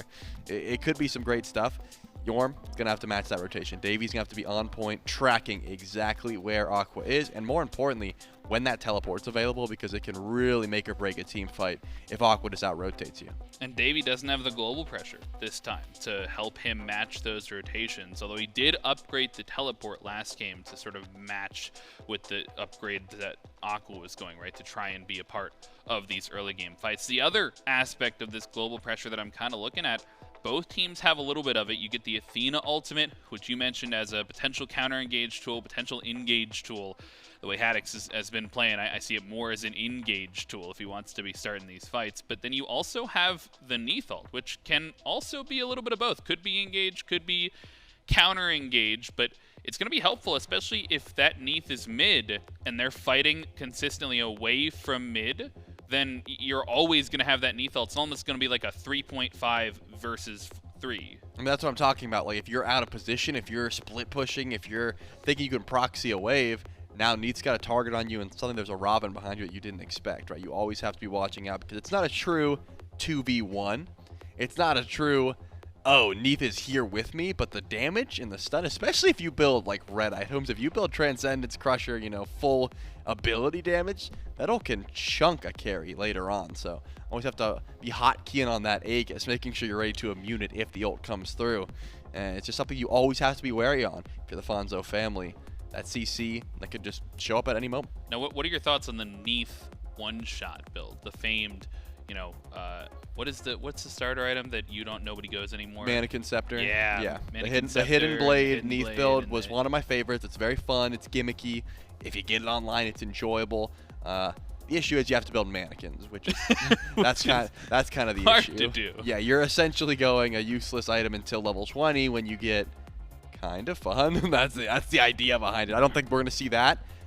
Probably bluestone red items, but I mean, even recently, last time we saw Neith, I believe, it was more of a Death Toll auto attack build. So you don't have to build full ability damage. You could just go full carry Neith, and you also have a ranged stun. Also have a ranged stun. You've been hearing about the auto attack Olor? I've been seeing waves about auto attack Olor, not going bluestone, not going transcendence. I'm trying to think of a way to form the two together. Just like, I think it's like silver, because you get so much stats from No, his I understand ult. what you're saying, but like auto attack Olor, like Aulur, you know, like I'm trying to figure out how I could mesh those together. I didn't have any way. And you looking at me like that tells me you don't have one either. I don't have one. No, I was just gonna I have say heard auto of it. attack I've Olor. seen it myself. But you were trying to come up with it like an yeah, like I wanted acronym, to or- like I mean, you heard it here first. Trelly coined the name, auto attack Uller, Uller. You know, don't say that though. I would never say that. like Aulur. Yeah, like, I would wouldn't not say that. You wouldn't say that's not no, the phrase. you that said you it. coined. I would not. Well, I didn't coin it. I was just saying what I heard from your side of the desk. I would not say it. that is all I want you all to know now is that I personally would not do that. Well, we're close to jumping into game number 1 here, so I'll bring it back to the drafts. All 5 gods locked in for both sides. Nothing changed. They went through the process again. Everybody got to lock in the same god. One thing that we haven't even gone towards, this mid lane matchup, right? You get the Neith. We've seen that quite a few times. The Huang comes through maybe because some of these other mid laners are off the table. What does this mid lane matchup look like?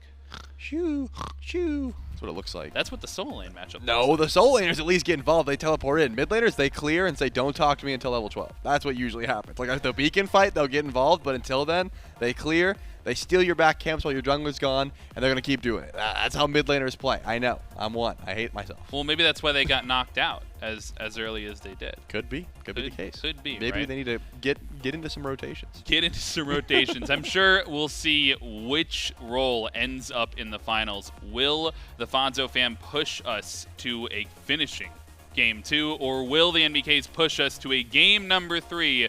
We are good for game number 2. We'll see the deciding factors here, if the Fonzo fam can close it out, or if the NBKs can push us to an all-deciding game number 3.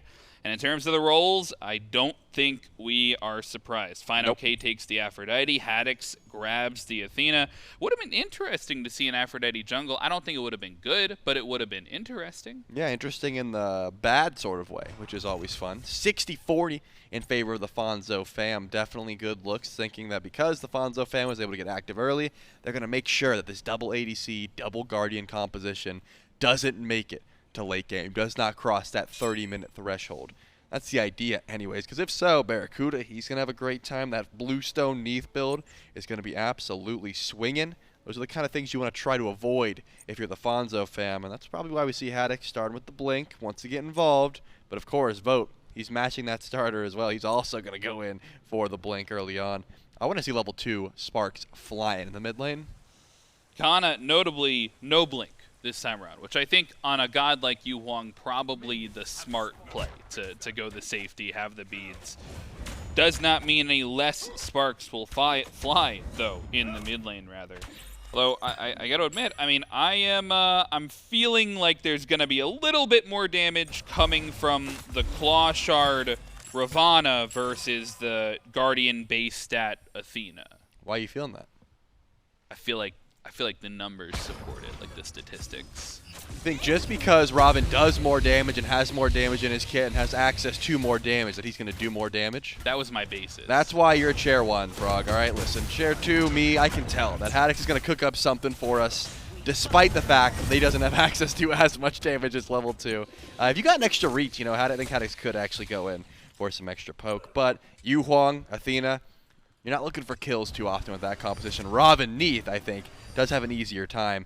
Haddix is more so just focused on clearing the wave. And again, getting to level 5 and then making those impactful rotations. Well, just wave clear thus far, though Vote is in on Nakana as a little bit of poke comes through. I suspect no kills will follow, but you can already see where the pressure starts to materialize. You have a small bit of action here in the mid lane. I was a little bit too close for my comfort, to be completely honest with you, with Haddix bringing out the damage. Tried to tell you, man. Could have been proven wrong right then and there. But we do see a little bit of this pressure. In fact, Haddix still hanging around the corner, does have the blink available, gets counter-blinked, but has the taunt late on it, and won't find any damage to come through. Pressure is coming through on the duo lane side, though, and no surprise to see that the Freya has crazy damage. CycloneSpin can hit all the minions. No surprise to see this duo lane, I think, having a bit of pressure. Not the biggest issue early on, because I think fineokay should be able to sustain variety, but here comes Haddix for a cringe gank over towards the shield buff. Can you look for a kill is the question. BaRRa with the double whoop should get himself out of trouble, but is CycloneSpin going to fall down? No, in fact, they're actually stepping forward. Cyclone wanted to pull them towards him because he had plenty of sustain as well. When you got Afro and Sylvanus in a lane, yeah, I'm going to assume the healing is going to be pretty big. Haddix just keeps coming back to duo. He just wants to be here. A beautiful whoop from BaRRaCCuDDa and a beautiful setup right there. And that is maybe images of a combo that we're going to see throughout this game. Expect the whoop into the pull to be a pick composition a little bit later on as we go down the line. But I think a big question mark here is going to be these buff timers. You see the blue buffs spawning. It is just going to be safety here for the NBKs. Votes on this side of the map. Haddix on the other side is not on time for the blue buff timer, but it doesn't look like Vote wants to have that aggression right there. Instead, it'll just be a little bit passive. I'm thinking that at least this time around, Haddix probably wants to wait. Hold that thought. Oh, wow. I say it, and it gets proven wrong. Davey walks up, takes away the blue buff, and the first bit of aggression on the side of the NBKs. Yeah, Aqua caught sleeping there. Was so late on that Fearless. I'm guessing thought that Davey did not have the damage to confirm that, but take a look at the build. Went back to base, got the Tier 2 restored artifact that does do just a little bit more damage than the Tier 1, which means that Davey should be able to confirm that one essentially every time.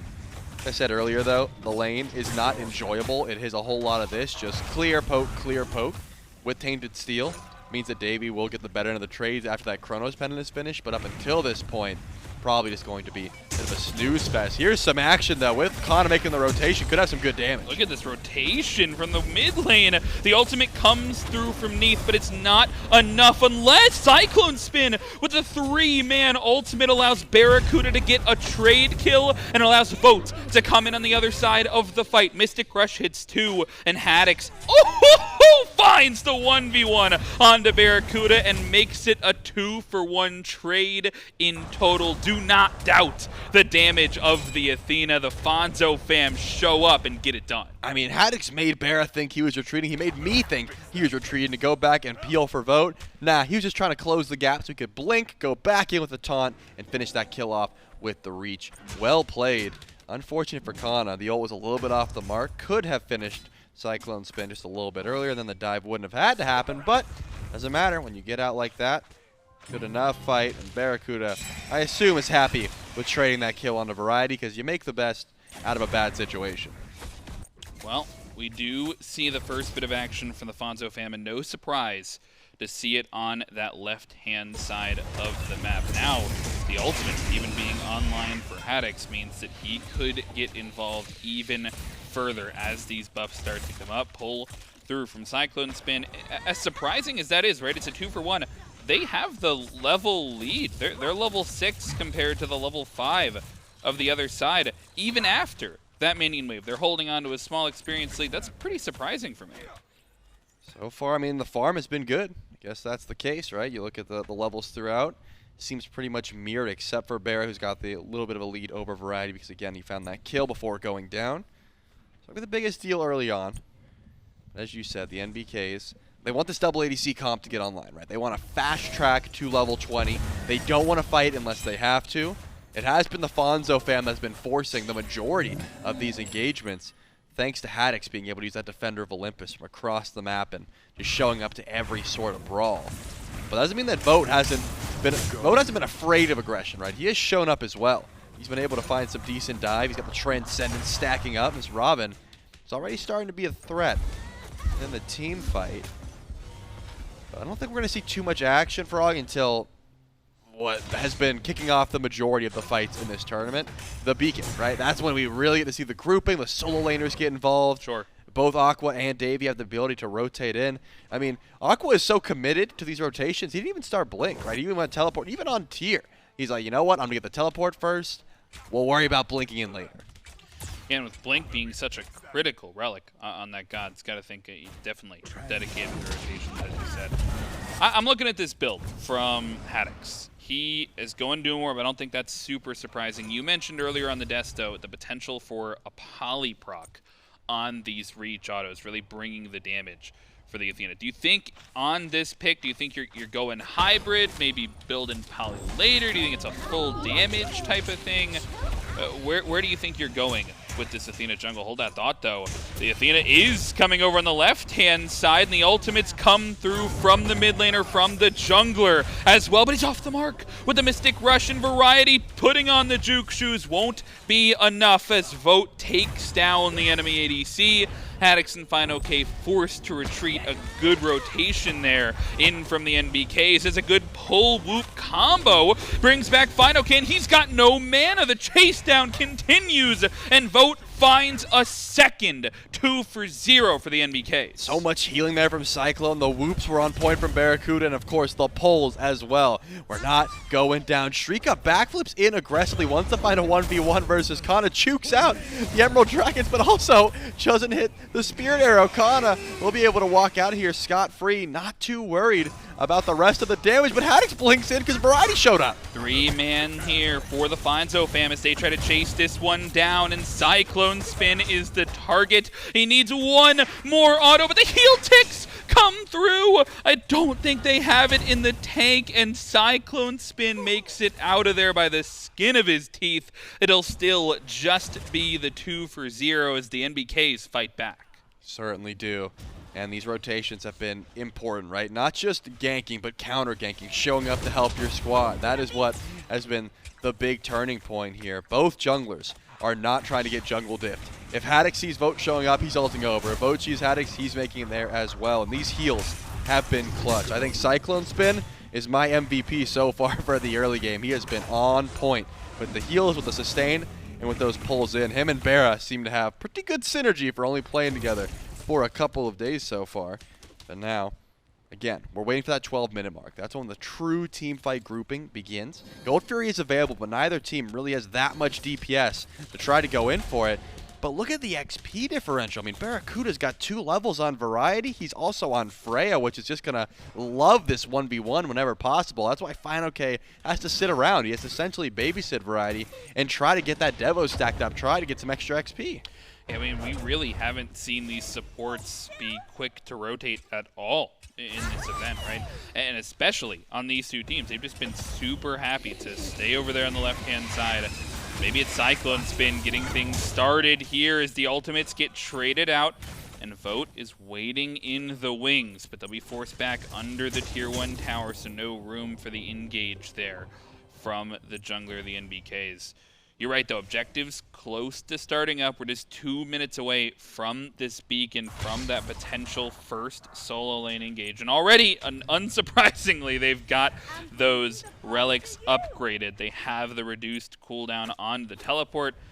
Kana, under some pressure here in the mid lane, will fall down below half HP. But with the fighting consistently we see, there's a lot of poke that's been coming out, but it is hard to find the picks unless they full-on engage like this. The ultimate comes through the taunts there, and CycloneSpin is falling fast down to 1 HP. He makes it out again! The double whoop for the peel is beautiful. Here's Davy. And the teleport is here for the re-engage. The double knock-up is there, and BaRRaCCuDDa is here to help fight things down as they chase down the lane, but not in range to push under the tier 1. They've got to delay the chase. I mean, Davy made the rotation in, thought it was going to be enough to break open this fight, but I think comes over a bit early, unless you want to go in for a Gold Fury pull. Aqua still on the right side of the map. Fonzo fam nowhere to be seen.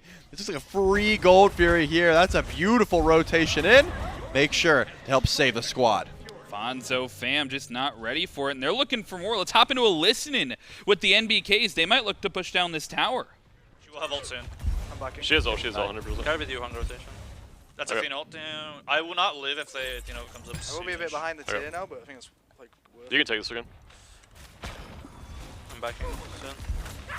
Just remember, boys, that Terra has Athena's doing Okay. FX. Yeah, we can play semi-safe and duo from the solo lane rotation now. I'm just gonna be stacking thieves now. Okay, nice. Athena did backs, and Terra did blue. Purple though. And gold. I'm backing. Beacon seems kind of doomed. I have 30 seconds. honest. 30 seconds on TP. I'm gonna try and stop tears right now, but I can stop. I won't be there for Beacon. I can stop his back. Beacon might be doomed, by the way. We can try that's to. fine. We can go check it technically, but Tears not TPing back to lane, so. I will go spectral. I'll go spectral at some point, maybe. I'm backing. Ishtar in lane. I can rotate. We can defend. We can defend. We can defend. I will be on my way in a second. They're going to cap it now. I'm here. I'm coming out of base. If you guys can stall, I can beeline my way. I have TP. Tears here. Okay, I'm beelining out of base Yeah, to they're Beacon. backing up. Okay. Warning on it. They're scared of me. Both, yeah. Tear TP. I'm gonna try and stop it. I plucked. Nice. I'm coming. Ishtar left side. Ishtar left side. I hold Ishtar. Can I hold Ishtar? Yeah, you can hold Ishtar. I stopped TP again. I stopped TP again. Nice. Athena ult on the I double ulted. Athena beats. Nice. Tear TPing still. Okay, Tear okay. TPing. Tear TPing. Yeah, we get it. We I'm going my left. Tier ulting behind me. We're fine. Yeah, we're good. He's on me. I'm coming back to the fight. Can we fight this? Have spin. ACC. I'm tier. Rooting. Ulting tier. Tier 1 HP. I have nothing. Okay. I got a puck for you, Huang? Nope. I'm backing. I think we just reset. That's really good. That's really good that he's gonna live. Nice. I literally ult just. I wanna go shoot. That's so chill. That's our shell at the end. Athena beats as well.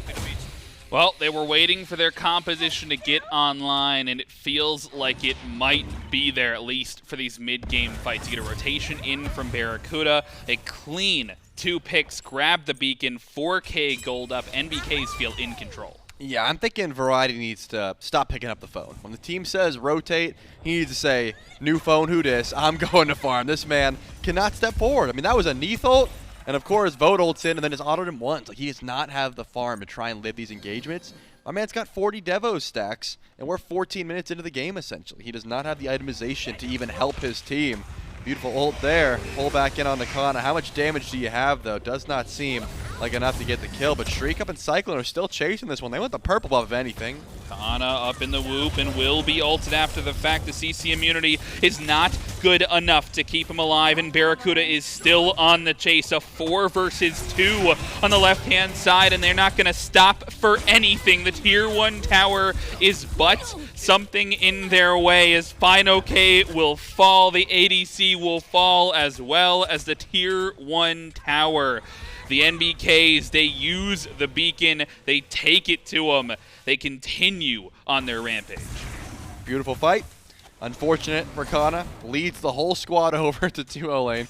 It did seem like Variety was officially like, I'm not fighting, guys, I'm going to be underneath my tower. Unfortunately, when you got the whole squad there, you don't care about towers. You can dive that one pretty easily with a Freya, with Haste and Ring, BaRRaCCuDDa absolutely popping off, and Vote has been a threat. Haddix seems to be a little bit too far up here. Does try ult out, will be able to make it. Not enough burst damage to try and put down the Athena for now. This has been all NBKs all the time, and why not go for a Pyromancer pull? Who's going to try and stop you? They're looking for the objective, and I think they'll get it. Nobody in range for Fonzo fam to try and answer back on that one, and their lead continues to climb. 5,000 plus gold at this point, 6,200 experience, a level or 2 lead.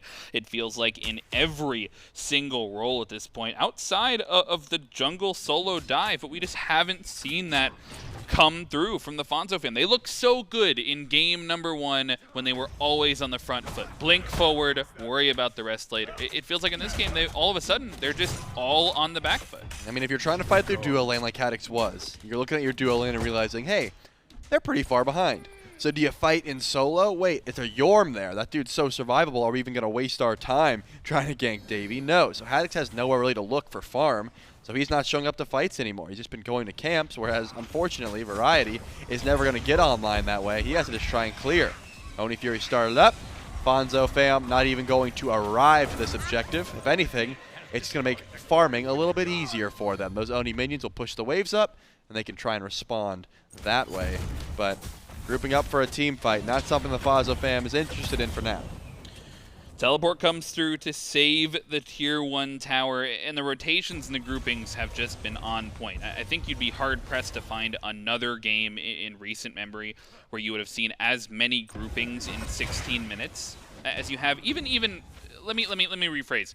As many groupings in the last 4 minutes as we have, because they really only just started it right before the beacon came online, and ever since then it feels like they've just been constantly together, roaming around as fort, grabbing the Pyromancer, grabbing the tier 1 tower and left. They get a couple of picks, they get the Gold Fury. It's just objective after objective, and at this point they're just setting up for the next beacon. How do Fonzo fam try and react into this? Do they have to engage differently? Do you want Variety to keep on farm on the left side? Do they even try and contest? Yep, soft defense, let Variety split push. That is definitely the call. There's no reason for him to leave lane. The level 13 Ishtar is providing nothing but cannon fodder, essentially. He's a bit of a tank for his team, and not a very good one. He doesn't do enough damage. He needs the itemization, whereas BaRRaCCuDDa is working on his 4th ring. Yeah, the damage differential is just too big. There's no reason for the Fonzo fam to show up to a fight. Try and get as much farm. Soft defense. Look for steals that you can do safely. Beacon, that's out of the question. There's no way they step up. Yeah, it's got to be a capture point. Can't steal this one away, so it will go towards the NBKs. Only objective on the map right now is the Fire Giant, and I'm not sure either team feels super confident looking at that one at just 17, 18 minutes here into the game. I'll get back to a question I asked earlier about the poly potential on this Athena. She's 4 items in, has not gone that direction. Do you think, given the game state, this is the right direction, or maybe should we be itemizing into a little bit more hybrid? I mean, it's probably either Magi's or Poly next. It's got to be Staff of Mirrodin first, one of the best items on Athena. You ult in, you get that buff, you start going crazy. But Haddix needs to understand, does he need more damage on his team, or does he need survivability at this point? It seems like a lot of both, right? They don't have enough damage to finish kills. CycloneSpin's got out with 1 HP, probably like 3 different times. But now Cxnnahh getting ulted just for fun at this point. It is only StreakUp and CycloneSpin. They're sieging forward with no fear in the world, because guess what? Aqua and Haddix are over here.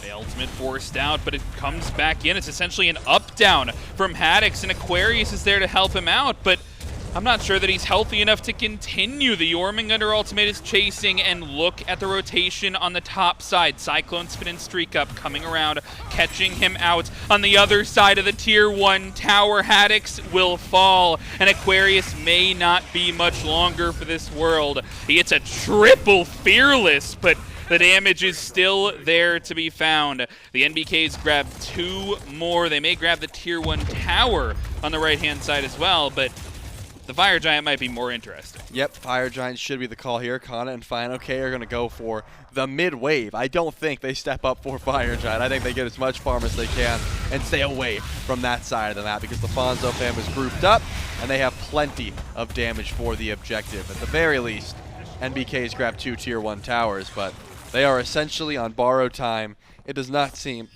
like they are going to be able to get online here. XP differential is too massive. I mean, Aqua was doing well to stay ahead of Davy, but the tier could not make the impactful rotation. If he showed up with that build to BaRRaCCuDDa, he'd get like 1 proc of his 2, and he'd be able to run him down. There's just not enough magical defense in that build. Aqua can try. It looks like he's going in for the Witch Blade, trying to slow some of that attack sleeve, but it just won't get there online.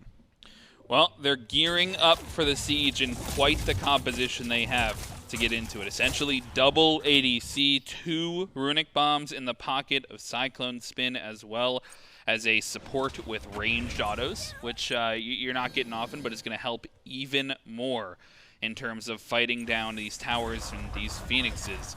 Do you think if you're Fonzo fam, you step up at all to these tier 2s? You're just hiding under your phoenixes?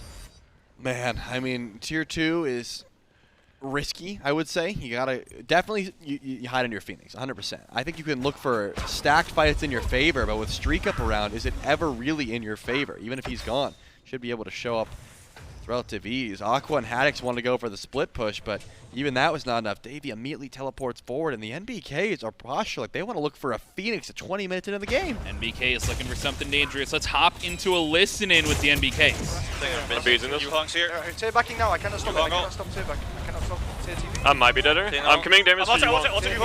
Yuang's one. Yuang's one. Tear behind you. Tear behind you. Yuang's one. We're good. Tear behind you. Athena. I pucked Athena. Athena beats. I'll be fine. I have whoop. I'm on tier. I'm on my way. Healing 3. Healing 2. Okay, Healing 2. hurt. I should be fine. I have a root for tier. Yes, push. You have a knockup? No knockup. Slowing him though. Really weak.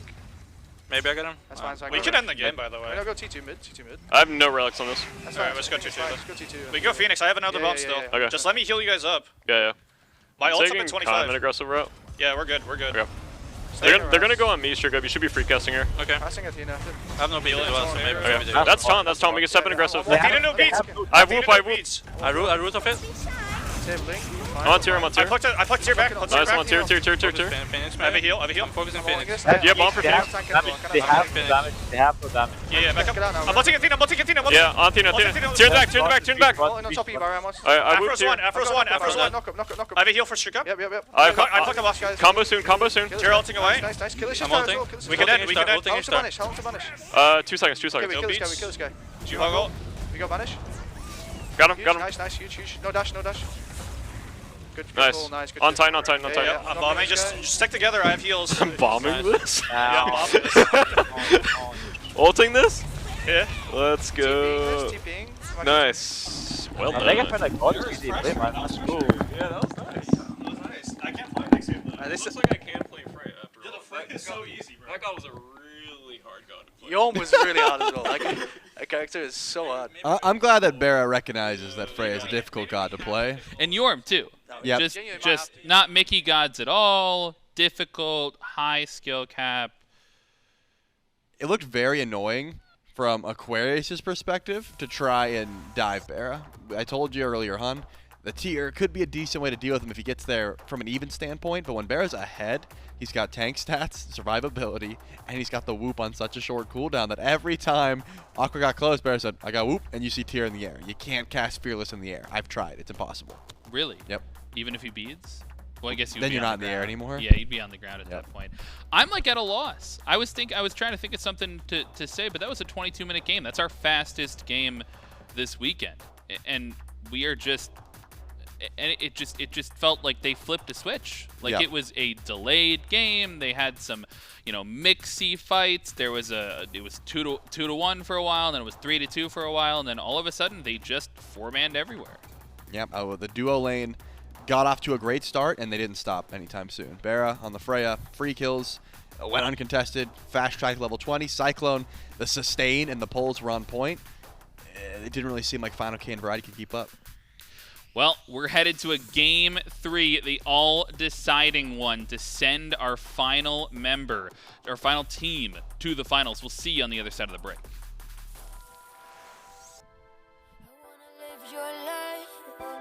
I wanna dream your dreams, lick the moons, catch them stars in the night. Every superpower that is yours will be mine. I'll be that it girl, pouting mouth, crossing the line. You seem like you're a roller on TikTok.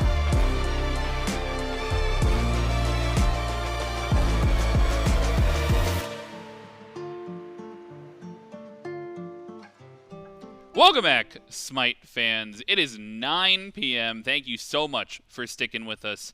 We are on our final game of the day, final possible game of the day, and it's an important one. They've pushed us to game number 3, the finals deciding game. You've still got Frog, you've still got Trelly, you've still got Fonzo, Fam, and the NBKs battling it out for a spot in the finals, and that was quite the dominant game number 2 from the NBKs. They're definitely going into game 3 with the momentum. They are going in for momentum, but remember, you got to bring this up. When you get a good team comp and you get the ball rolling and you think, this is so great, it gets stopped in the tracks immediately. There are literally 0 gods that you can bring into the next game. That's sort of what happens here with Fonzo family. Their first game seemed pretty commanding. They had a great time. Immediately they had to change up their whole strategy I mean, what about their comp seems similar from game 1 to game 2? Not much. Now, the NBKs had the same style, right? They've got the Freya Sylvanus duo lane, comes out absolutely dominating. Variety and fineokay just fell behind XP-wise, whereas Cyclone and BaRRa got so far ahead, and because of that, they walk around the whole map and just sort of gank squad. What about that composition can you run back? None of it. So now, we're essentially on even terms. What team is going to draft up the most, you know, the best comp to get ahead with? That's been the question. That's what's been winning the day so far. And only time will tell, Frog. Only time will tell indeed. I think it was the NBKs that had some pretty solid bans in between set number 2. They forced the Fonzo fam deep into the God pool, right? I mean, you take away the Haddix, you take away the Cxnnahh. We see the Huang on Kana for the first time. We see the Athena for the first time on Haddix. Now they can't even go to those gods. And you got to imagine they were already reaching a little bit into the God pool to get there. So now they have to reach even further into comfort picks. Something's got to give, right? Like we got to see a couple new things. Well, I got to say, I'm okay with the Athena and the Huang not coming back. Didn't see enough from those picks to even warrant. If they were allowed to be picked again, I would not hate them just passing on those ones. Sure. But, you know, it seems to me like the NBKs know they're not going to let the Huang through. I mean, not the Huang, the Cxnnahh. They're not going to let that through. Probably not the Huang either at this point. They don't want Haddix on any of the jungle picks that he's been able to dominate with. With that being said, do you lean onto your jungle? Because if Haddix can't get anything started, does that mean your match is over? Shouldn't be the case, right? You got to be able to find some farm elsewhere. You got to be able to find some fights. We'll have to see. Fonzo fam in first pick, so they can be a little bit more lenient. All 20 of those gods you see before you unavailable do not even have to be banned away because they're already not allowed to be picked. Already pre-banned away from this game number 3. Davy's on his feet. He is feeling this one. Probably not the one that made the lobby this time around. Probably let somebody else do it. But we have these bans coming through. Soul taken away. That's a new one. Targeting out BaRRaCCuDDa just a little bit, but similar on the side of the NBKs. They're going back to what worked in game number 2. Taking away Haddix's Cxnnahh. Taking away the Haddix mid pick as an option. Last time, though, they banned away this Huang in phase 2 of picks and bans. This time, they may try and focus out that Huang a little bit earlier, try and make Haddix reach deeper into the God pool. I think that would be the smart call. There are definitely still some picks open that could be disastrous, but haven't seen Haddix have that same level of control that the Huang and the Cxnnahh have provided. Doesn't mean he can't do more things on those different picks, but definitely means something to worry about. Set is still a pick that could be available here. Scary in either team's hands at this point, whether you want to play it mid, whether you want to play it in jungle. Solo and ADC also have seen a bit of that set, so something to consider. And also, another pick that has not made its way through yet is the Wukong. And I think both of these teams have shown the proficiency to try and grab that god essentially whenever possible. The NBK's got to decide Wukong, Huang, Set. Which one are you going to take away? Or leave them all 3 open and grab 2 of the one that doesn't get picked. Yeah, I mean, if they even are prepared to lean in that direction, because we haven't given as many questions to the NBK's God pool as well. Notably, Jingwei still on the board, as is Chibalanke, so I'm not sure BaRRa will be without BaRRa's eating good. BaRRa's just fine in this game number 3. They do choose to take away the Sun Wukong as the final ban here, though this will leave up the jungle option. If Haddix wants to go for that one, we'll see what the Fonzo fam decides to value up here at the top. They opted in for this first pick, and they go towards the emoji, give fineokay some comfort. Yeah, because guess what? The NBKs probably not picking that Huang. They can save that for the next 2. Yamoja is a pick that fineokay absolutely loves. Grabbing that first means he gets control. He gets to set up for the team. Definitely a good look. If the NBKs had a secret Huang player that we didn't know about, now would be the time to reveal it, because if not, I would be surprised if it doesn't get picked up in the top 2. But still, Yamoja is a pick that fineokay feels very confident on. I've seen him play this even when this tournament wasn't a thing. He still liked just playing support because he likes the way Yamoja works. So definitely getting Fonzo fam something confident right out the gate.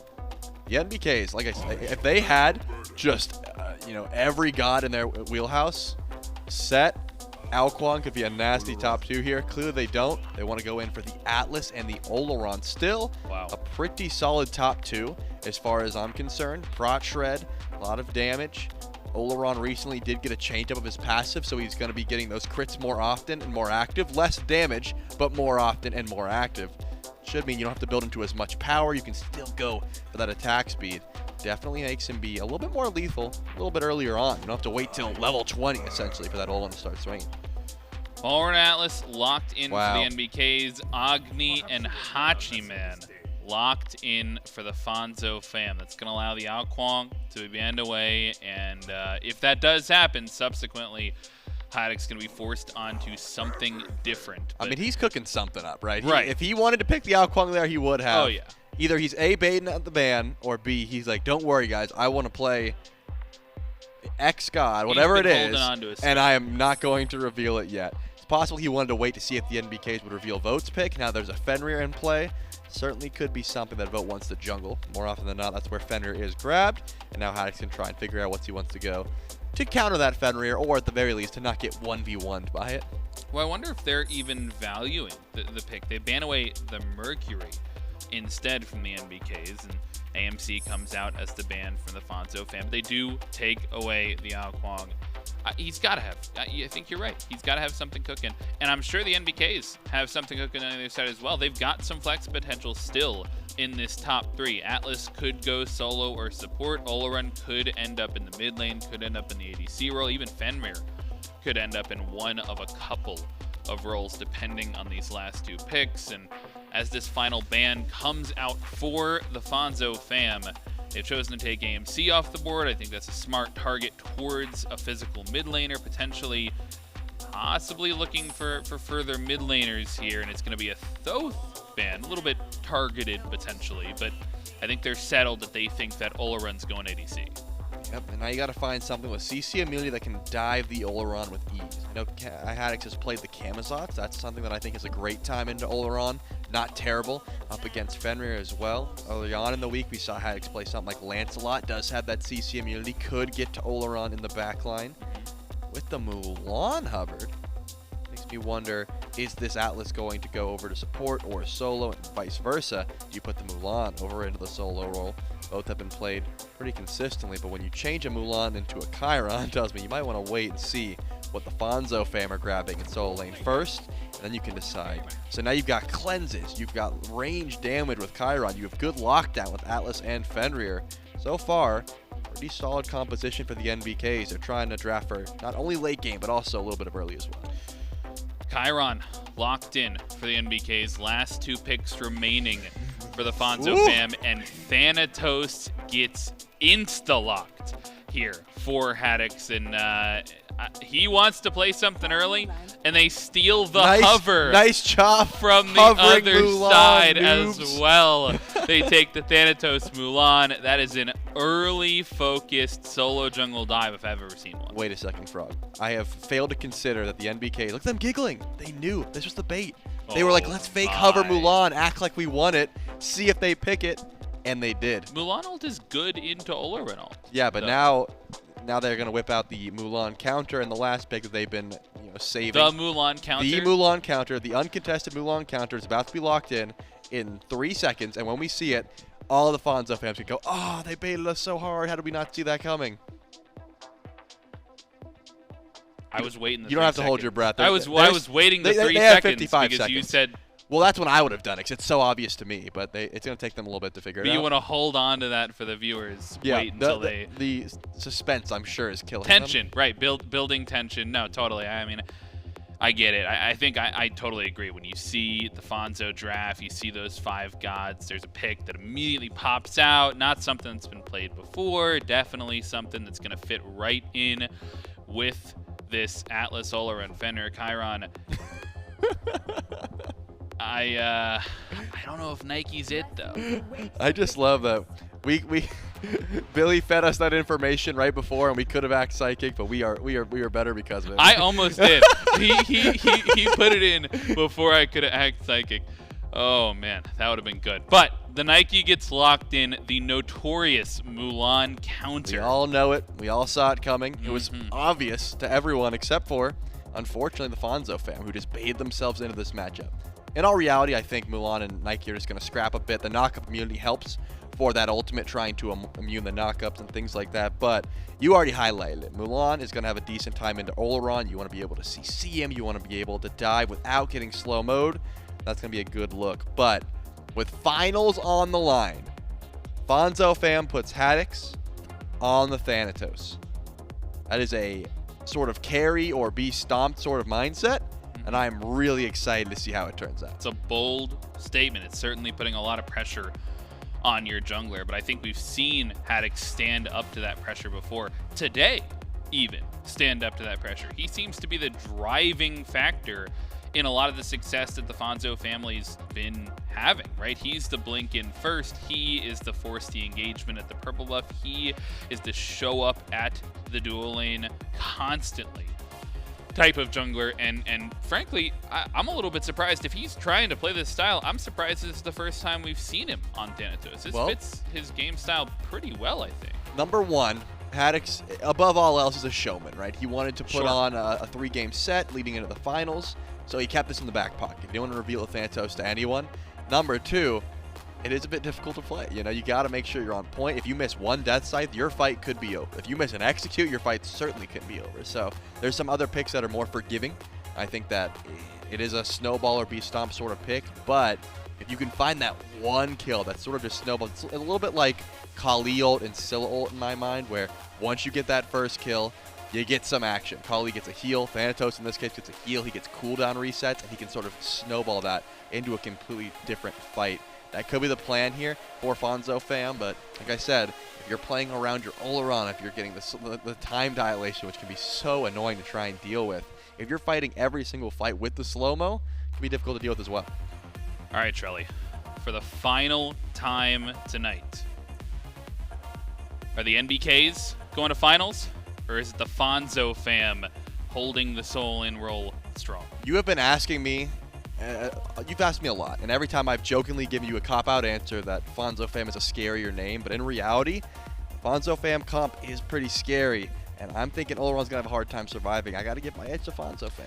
Trelly has the Fonzo fam going all the way, and we are ready to go all the way, jumping into game number 3. Final game of the night, the determiner for the final set, the best of 5 coming to you on Sunday. You still got Frog, you still got Trelly, you still got Doug on the back end to close everything out. Variety said, get me out of this lane, bro. I'm going mid. And now Cxnnahh is going to be ADC with fineokay, and Variety's going to be taking Agni mid.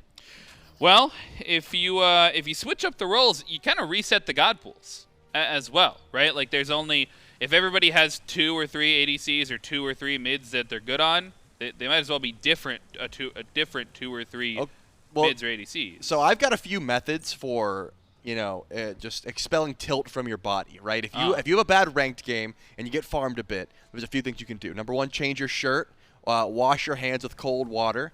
In this case, switch roles, all of which can really help you out. If you were playing ADC and really getting stomped, try a solo game. That could work out. That might be the mindset here. Variety did not get to play Smite last game. He was 4 levels behind. He said, I need a switch up. I can't change my shirt. Can't really wash my hands. Go ahead and give me mid lane. And Cxnnahh said, let's do it. Let's see exactly how the Variety Agni functions, and maybe he'll come out a better man on the other side. Twitch chat, make sure you're taking notes on how to reduce tilt in ranked games. That is quality advice right there from my co-caster. But certainly feels like they wanted to switch things up, so they have. And as a result, I mean, it's going to put Cxnnah over here on this left side as well, which maybe means he is going to be under this pressure, and goodness is right. Gets pulled back in. The relic gets burned early, literally within the first 30 seconds, I think. Cxnnah lost that beads, but and he's already down to half HP. He's got these pots ticking.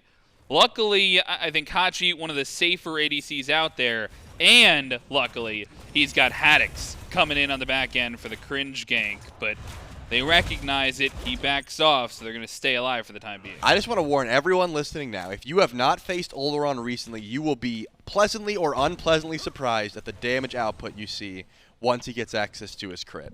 I'm telling you, it caught me off guard. I died because of it, and once I reread his new passive, because I'm like, I need to understand what just happened to me because it hurt. Again, used to be It used to be a certain power threshold, then you got your crit chance. It's still the same, but the threshold is much lower and much more often, but the damage is not as much. 1.5 to 1.3. Still, enhanced auto attacks much earlier on. All BaRRa has to do is build, I believe, a solid 100 power, and after that, the crits are going to start coming. So if Kana steps up trying to box, it is not going to be a fun time. It'll catch you off guard if you haven't played Olorun in a while. Yeah, definitely a comfort pick here. Rather, not a comfort pick, a new pick here for BaRRaCCuDDa. Going to have a little bit of that empowered auto attack. Also bringing the Sanctified Field to these fights. Definitely could be impactful if we see some 5-on-5, some 4-on-4 large objective fights like we saw closer to game number 1. Game number 2, of course, was 22 minutes, which I'm not sure that you're like really having an even fight that's won by Olorun for a 22-minute game. But who knows? You can see it go either way. Looking towards the mid lane. Actually, I want to go back to Haddix. We talked him up the whole time. We talked him up on the desk. He's got a Thanatos. It is 2 minutes and 30 seconds in. Why has he not ganked anybody yet? I mean, you know, you want to go for a confirmed gank, because if you get off to a bad start, it makes your life so much more miserable. You want to sit back. You want to get confirmed kills whenever possible. Being in duo lane right now could have been solid, but you also want to make sure you're there for blue buff, right? We've seen time and time again where Vote has been ready, trying to gank Aquarius, trying to look towards the blue respawn. So Haddix has to make sure he's there for the squad over in right lane for now. See if it translates into, you know, pressure elsewhere. But for the time being, I don't hate that he's playing that defensively. One thing I will say, he didn't go beads, right? If you're fearful of Ragnarok, that ultimate from Fenrir that Vote gets access to relatively soon, pretty sure once these double buffs drop, yeah, you're not going to have beads for that. You're going to have to hope Hovering Death's available, or you never get jump stunned, or else you're going to be in some big trouble. This level 5 power spike here will allow him to get involved a little bit earlier on if he wants. It looks like he's trying to get that first item online as well, staying out on the map for this additional bit of farm. But bring me in towards this right lane matchup for a second. Aquarius versus Davy, Mulan versus the Nike. I know we've mentioned it several times as a counter matchup, and that should be understood. You don't have to explain why it's a counter matchup. Everyone knows that, right? Right. But, I mean, talk to me about how Mulan can try and hope at surviving in this lane. Yeah, in this case, it's a lot like Tier Yorm. I'm going to be honest with you, Frog. It is poke, retreat. That is how Soul Lane is played. I think Aqua has a better time just because he's able to cancel out the Rens pretty consistently if he's on point with the grapple. But if Davy's juking it, they're really not going to find too much scrapping, right? When you both have this much tank stats, this much survivability, you're essentially poking, clearing wave, getting out, and hoping that Haddix comes through. Hoping that Haddix comes through and finds an execute. That's what we're looking for, right? And if it doesn't come through, there's not too much fighting. In reality, you know, if you're sitting there at home, we are joking. It is not a counter matchup. They are just going to be smacking each other. I was going to keep going with the bit. We could have tweeted it. Said like right now, like from. Oh no, I was like after the game was over, like, hey, we were just kidding. Like it's not really a counter matchup. I mean, if it was earlier on in the day, maybe, but I just don't have the brain capacity to keep going with this. I think that's reasonable. Quick pause here from the NBKs, or from the Fonzo fam, rather. Looks like some sort of issue on their end, so we'll continue talking about the game. I think we haven't seen that much action. You're sort of focused on getting Thanatos a confirmed gank early. He's hit level 5. Do you feel like we need to wait for the first item? And even if so, right, when you do get involved, is it something like, do you still focus the dual lane? Is that still where you want to be? I mean, if you can provide if you get Jotun's Wrath first, or Transcendence, or Crusher, you can finish that first item before you want to go in for your blink plays.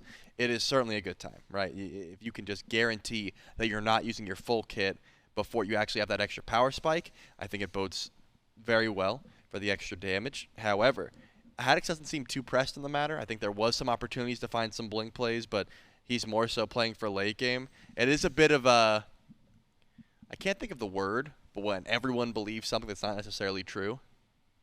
When everyone believes something that's not necessarily true, yeah. Production, can you help us out with that? A definition? Where it's like something that people genuinely think is real, but everyone's just believed it so far that it becomes like a staple in your life, you know?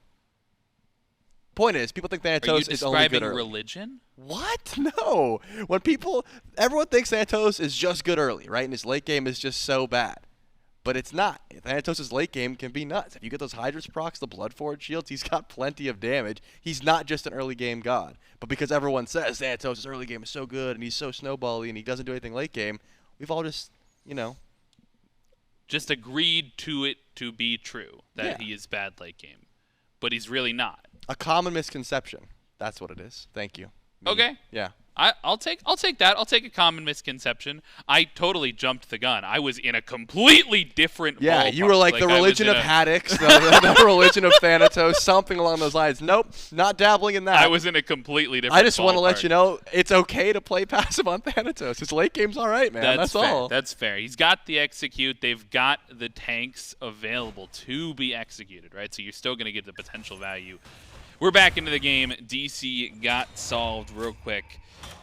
And I think now that we're looking at this first item, I think he's got the Jotuns online. I don't even see that power spike get hit, quite literally. But we've got sports backing, and I'm taking a look at how these early builds are rounding out and focusing already on the differences maybe between what we're seeing in the mid builds. Variety heads over to mid.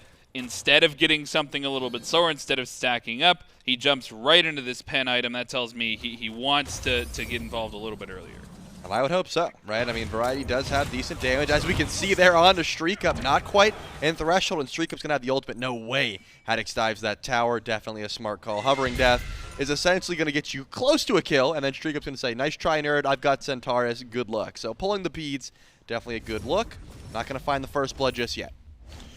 Haddix still hanging around here, though, on the left-hand side, and the mid laner rotating in. Variety has the bombs, but the Sanctified Field catches a couple, and the walls are in there as well. Haddix will fall for first blood, but a trade back onto BaRRaCCuDDa as fineokay falls low as well. The jump stun is good from both. They're trying to find the last bit of damage. The shell is good, but not good enough to help Vote survive. It'll be a 2-for-1. Fonzo dashing in, continuing though on the pressure as they turn around onto the enemy mid laner. Khan has got to hit the autos, and he will do so at least for now. But Outman and CycloneSpin is in to be the sacrificial lamb. Will allow his mid laner to get out of there, but makes it a 3-for-1 for the Fonzo fam. Haddix smells blood. StreakUp, no. You know he's close. There's no way you're back in there. It doesn't matter. Haddix was napping, and StreakUp was backing. He gets out for free, baby.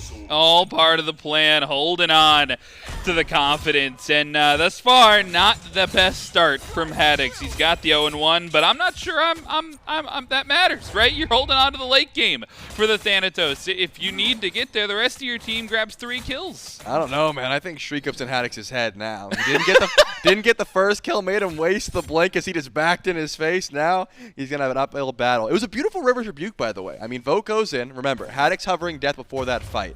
He's the only one on his team that has that ease of actually finding an execute, or I'm sorry, finding an actual CC immunity for the ultimate. Since it was down, Vote says, hey, free pickup. I'm going to grab this Thanatos. Unfortunately for Haddix, the River's Rebuke does not stop Brutalize, so Vote was able to run him down relatively easy. And because of that, was a good start. But after that, Variety comes through. Big damage on the Agni. This Spear of Desolation paying dividends. He's able to pick up 2 kills and an assist for himself.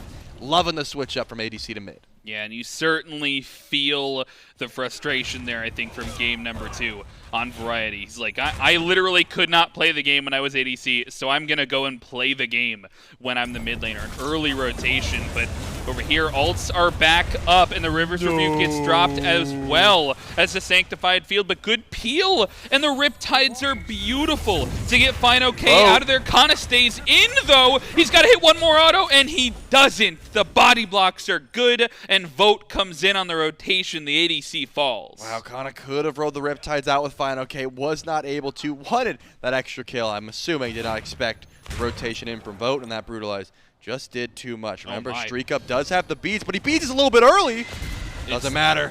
Gets the kill and gets out. Oh my goodness, I didn't even realize he had the solo potential. Vote's looking for the grab here, and he does finish off the kill. The NBKs, once again, it feels like they flip a switch.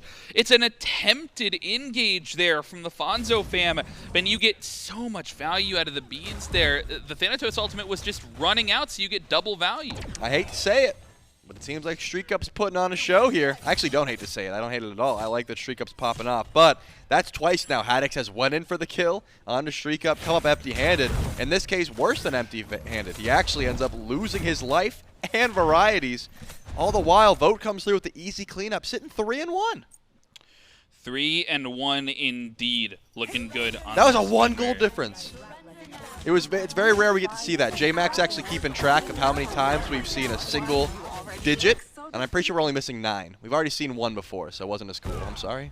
But at least you were here for it, Frog. That might be the first time you've seen +1 gold. Wait, what are you talking about? The gold difference. When you see the chart, it was 1. Now it's 31, but it was actually 1 for 1 second there.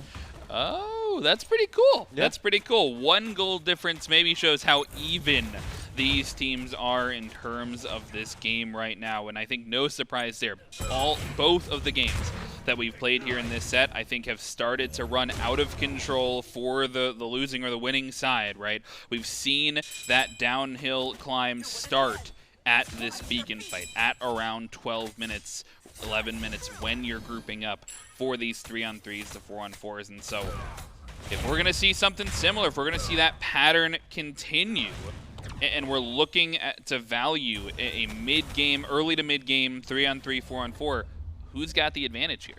I mean, mid-game currently, if you're fighting with the NBKs, I really do think BaRRa's ult is a big difference maker here. Davey is taking some good damage. Aqua needs to hit one more ability, and he's got it. The Manticore spikes does not let the ultimate get off.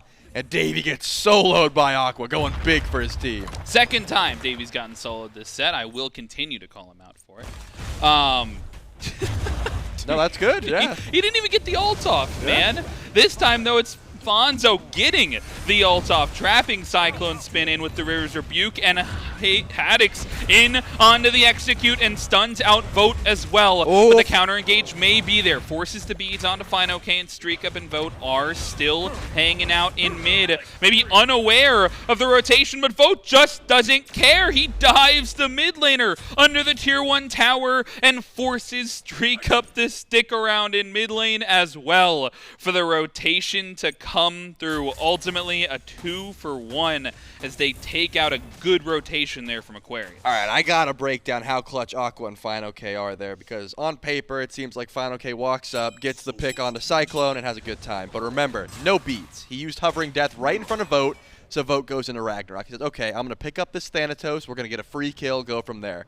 fineokay goes forward, body blocks the ult, and is able to beat. Shuts that down immediately. All the while, StreakUp goes nuts and actually hits the shots regardless. But Aqua goes in and says, no masterful shot for you. Kills him before even getting the ability off. So Haddix gets to live to see another day. Twice there, he was saved by his tanks. Incredibly clutch from the Fonzo fam, and that's just, you know, maybe what they bring to the table, maybe what pushes them over the edge here in this game 3, the clutch factor. This beacon spawning, though, and Fonzo fam are in position. Let's hop into a listen-in with the Fonzo fans, see how they play around the objective. Thana's right here. Thana's right here, by the way. Okay. Heal in 2 seconds. Milan's kind of poked. I'm on my way. I'm away from left. I have a wall. I can flank with tunnel. Okay, I'm with you. I'm on my way. Milan's I got emoji here. Milan's probably here. I got tunnel. Yeah. Got decent poke. I'm playing beacon, Mulan's coming, right? That's his ult. Landed in. I'm dashing. Mulan below. Yeah, yep. They have your emoji ult up. I'm kind of weak right now. I'm here though. I can heal. Group on me. I'm capping right now. I'm putting Mulan away. Yeah. We get beacon night. Are you good?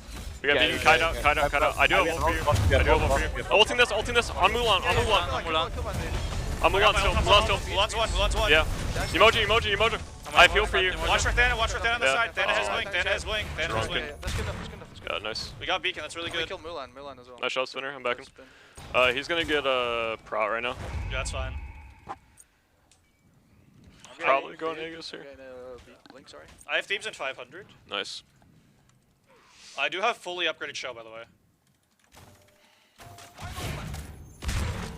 So that was actually the NBKs, but I'm glad that we got to listen to them. They had a solid positioning. They grabbed the beacon, they grab a 1-for-1, looked clean. Did look clean. They had easy targeting. Of course, Aqua goes in to confirm the kill onto the dashing Atlas CycloneSpin, who committed just a little bit too much. But if you take a look at that build, you'll notice it's lacking the magical defense. And BaRRa says, I'm dropping Sanctified Field, I'm auto-attacking this Mulan. She may be a threat, but not to me. Does plenty of damage there to return the kill and get the beacon. So the NBKs come out on top after that one. But still, relatively even game through and through. You can see how the team fight starts to look, though. I mean, Vote immediately goes on to Haddix, says, I'm going to pull this ult for ult.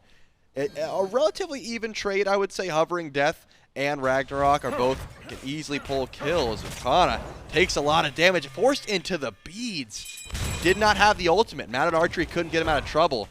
Had to use that to even survive, and now stuck underneath the tier 2 tower.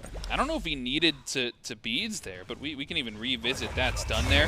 Honda StreakUp and does not have the beads available either. Will force the Aegis on the blink in from Haddix. 3v2 real quick, but everybody backs off on that left-hand side. Still just a small grouping here in mid. But the question mark now is around this other objective. 15 minutes in, the Gold Fury starts to become a question. And after that last team fight around the beacon, I think if I'm the NBKs, I'm feeling okay trying to step up to that. So far, the Sanctified Field has gotten a lot of consistent value. Yep, certainly has. I think StreakUp as well. This Centaurus has been chunking. Remember, Kana did just use the beads. This time used the Mounted Archery, but Vote was not able to find an ultimate. So that's going to be the end of that gank. With tier 2 tower, the only thing left for Kana, he's going to be spending a lot of time underneath the tier 2. I mean, he's just not safe as far as I'm concerned. But the Gold Fury's here, and Vote is still sitting around the tier 2. I mean, almost going in for a gank there. Haddix sitting by, just trying to help make sure his ADC can farm. And Variety is getting bullied as well, man. Vote could go in for a play here.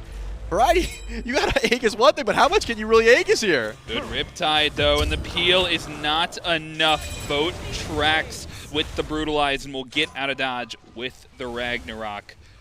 A little bit of a lazy back there from Variety. Stuck around too long, and that may also spell the tier 1 tower. NBK's pushing down the mid lane, grab the tier 1. The tier 1 in right gets traded as well.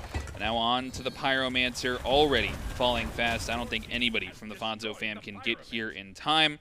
They'll put a Runic Bomb in their pocket, and it's just the little plays. It's just, I mean, how long was Vote in the enemy duo side jungle just waiting for an opening? He finds it, they get a tower, they get the Pyromancer, just like that. Yep, I mean, when you're this far ahead, you can make plays like that. You can try and force ganks. And when you know your team's going to be able to group up on objectives afterwards, it's going to work out. Variety loses both his relics and still goes down to the dive from Vote and the help from StreakUp to stop the back.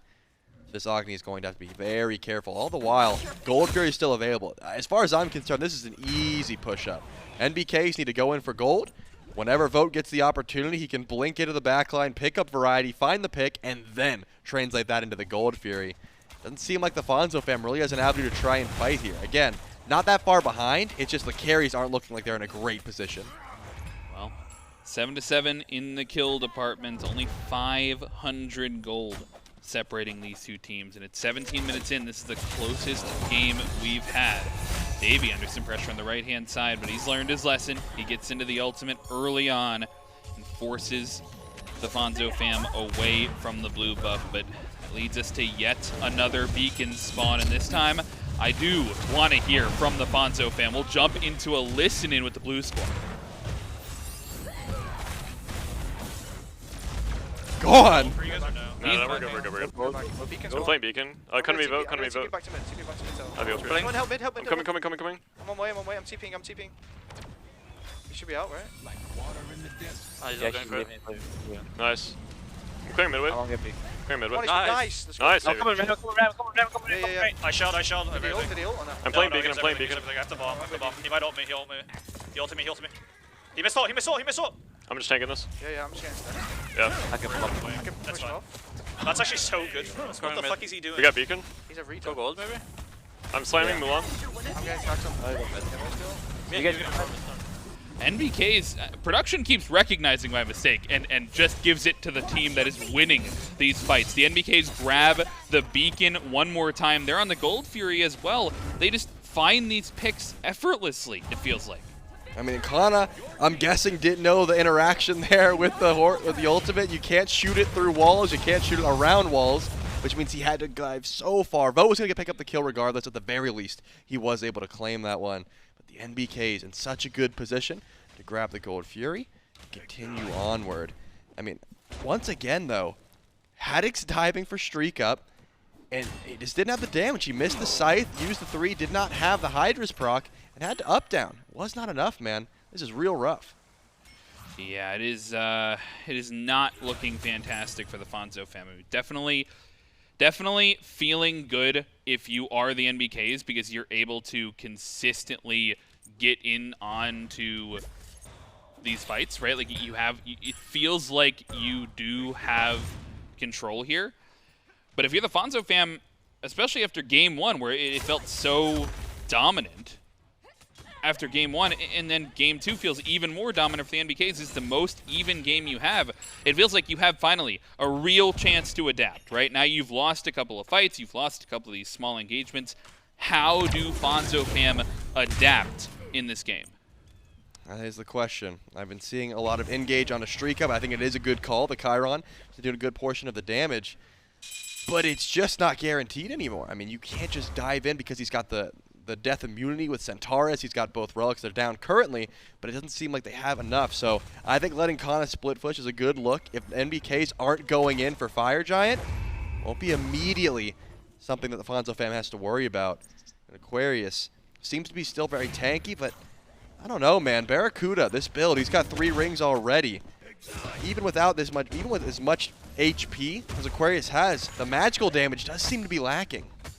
Cxnnahh forced away in the ultimate, and a small engagement here in the mid lane as well. Brings CycloneSpin down to about half HP, but Haddix has been forced out as well, and the ultimates start to fly. They don't trap anybody in with the River's Rebuke, but the Phantom Shell gets forced, and Aquarius now trapped in the Gamma Ray Burst, and it hits onto 3. This may be the chase from the NBKs, but they decide to back off. Ultimates get burned. They're satisfied with the objective. They'll pull the Pyromancer and they'll grab the Pyromancer. Not a fight that results in any kills, but still feels like they had control through most of it.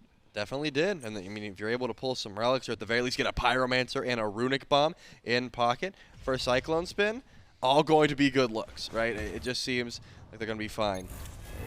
Even with the upgraded meditation there from CycloneSpin, they have such a good engage as long as he's able to go in, drop the Gamma Ray Burst, shard the shredding and protections, and you get the cooldown resets. Vote does seem to be getting ganked a bit here. Doesn't have too much mana, but with BaRRaCCuDDa coming through and the teleport from Davey, I think Haddix might be in a bad spot. Forced into the ultimate and has to just look for the escape along with Aquarius running down the Soul Lane side. And man, I think we've kind of breached that point in the game. We're not really laning anymore. We do still see some farming over there on the left-hand side for Cxnnahh, but everybody's starting to group up, and it is around this right-hand side of the map. We're starting to ask questions about this Fire Giant, and when I'm looking at the secure for either of these sides, it's a bit of a coin flip, but then you have the Sanctified Field, and then you have the Emoja walls go up. I mean, what is the optimal? Who wins in that ult exchange?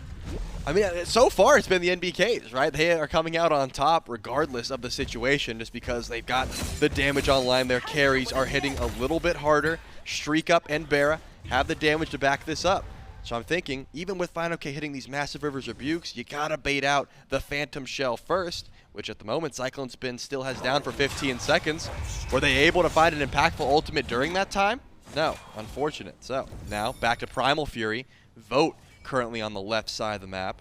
Doesn't seem like there's any easy targets to try and pull beads from, but he's been having a great time just 1v1ing Cxnnahh, and he might try to find another one right now. On to Cxnnahh he goes. He's got the Brutalize ready and prepared if he wants to grab him through the ultimate, but he's losing out on the 1v1, not ready for the auto trades, especially as the rest of his team comes to join him. But they're gearing up for this Gold Fury, for this beacon. Let's hop into a listen-in with the Fonzo fam as they look to fight around this objective. Yeah, it's honestly whatever. I'm on my front base. Oh, yeah, we have no tier 1, by the way. Keep that in mind. Just leave it. It literally doesn't matter. That's fine. I'm 20 now. I'm resetting. Getting my starter. controlling it. They're healing. It's fine. We'll just play it for anything if they go for gold or fire. We contest it. Yep. They go mid. Can dash us. Looks like they want to pull gold. Yeah, they're trying trying to to pull pull gold. I'm coming over. I think it's gonna be done already. It's fine. I'm not there. You guys should put it. Oh, we almost got that. Go. I sundered that. I'm just dead. Jesus. I think I'm as well. You get people low, I can I was execute. chasing. Fender blink. Nice Aegis. They're just diving. No one killable. I dash in 1 second. Maybe? House? Nike No, jump, it's Nike actually jump. rich. No ult on Nike. Yeah, but any damage. Phoenix. Alice. Oh, he's in it. Execute, nice. He's chill. Better? Off the damn. beats. Oh my gosh. Wow, that guy's tanky.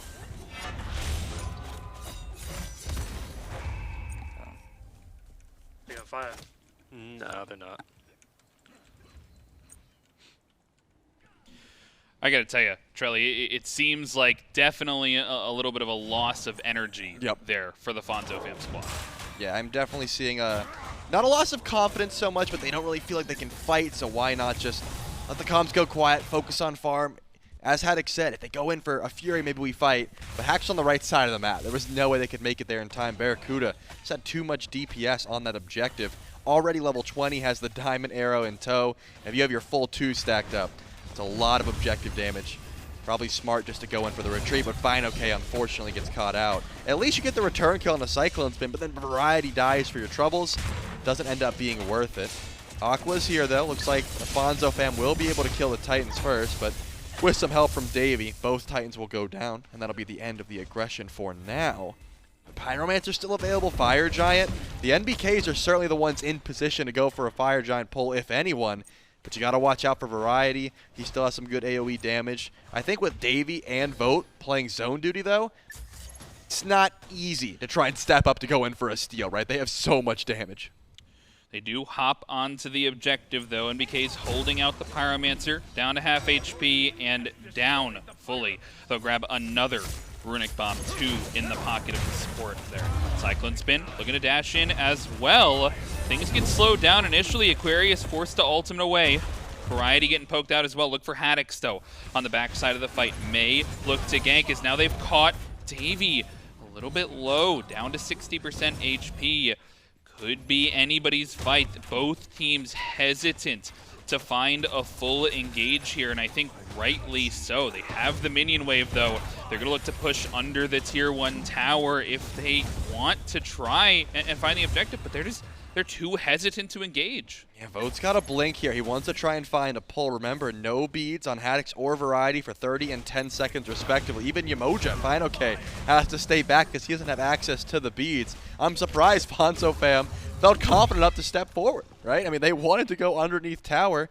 Haddix has a decent wraparound, but how much can you really do with this build so far? He could blink in, hit a scythe, and then he has to immediately go up into the air. He just doesn't have the damage to try to engage, so he's heading over to right lane. Gonna get some farm in the meantime. If the NBKs don't pull Fire Giant, I see no reason to go in. Vote is in, though. He misses the ultimate. He does get the ultimate trade at the very least out of Aquarius, and Haddix forces Davy with the jump over the wall. And another game pause. But so much posturing going on in these team fights. And what is going to make the damn break? What is the engage here?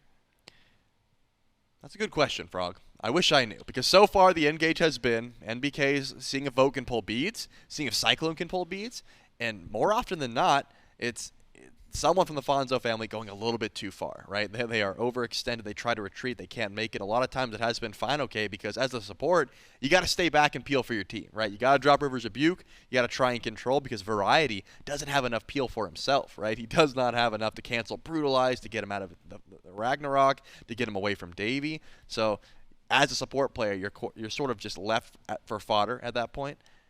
But you don't have to step up Primal Fear anymore. You don't really have to fight for Pyromancer. This is all about FG, and traditionally, from this whole set, Fire Giant has been a bit of a toss-up. Hasn't just been, oh, we're ahead, we committed to the objective, we pulled, we win. It's been a lot of dances, can we find poke beforehand? If someone, in this case CycloneSpin, tanks up Fire Giant for too long, you could be an execute threshold. You could give Haddix an easy way into this fight, and the Fonzo family could be right back into that game.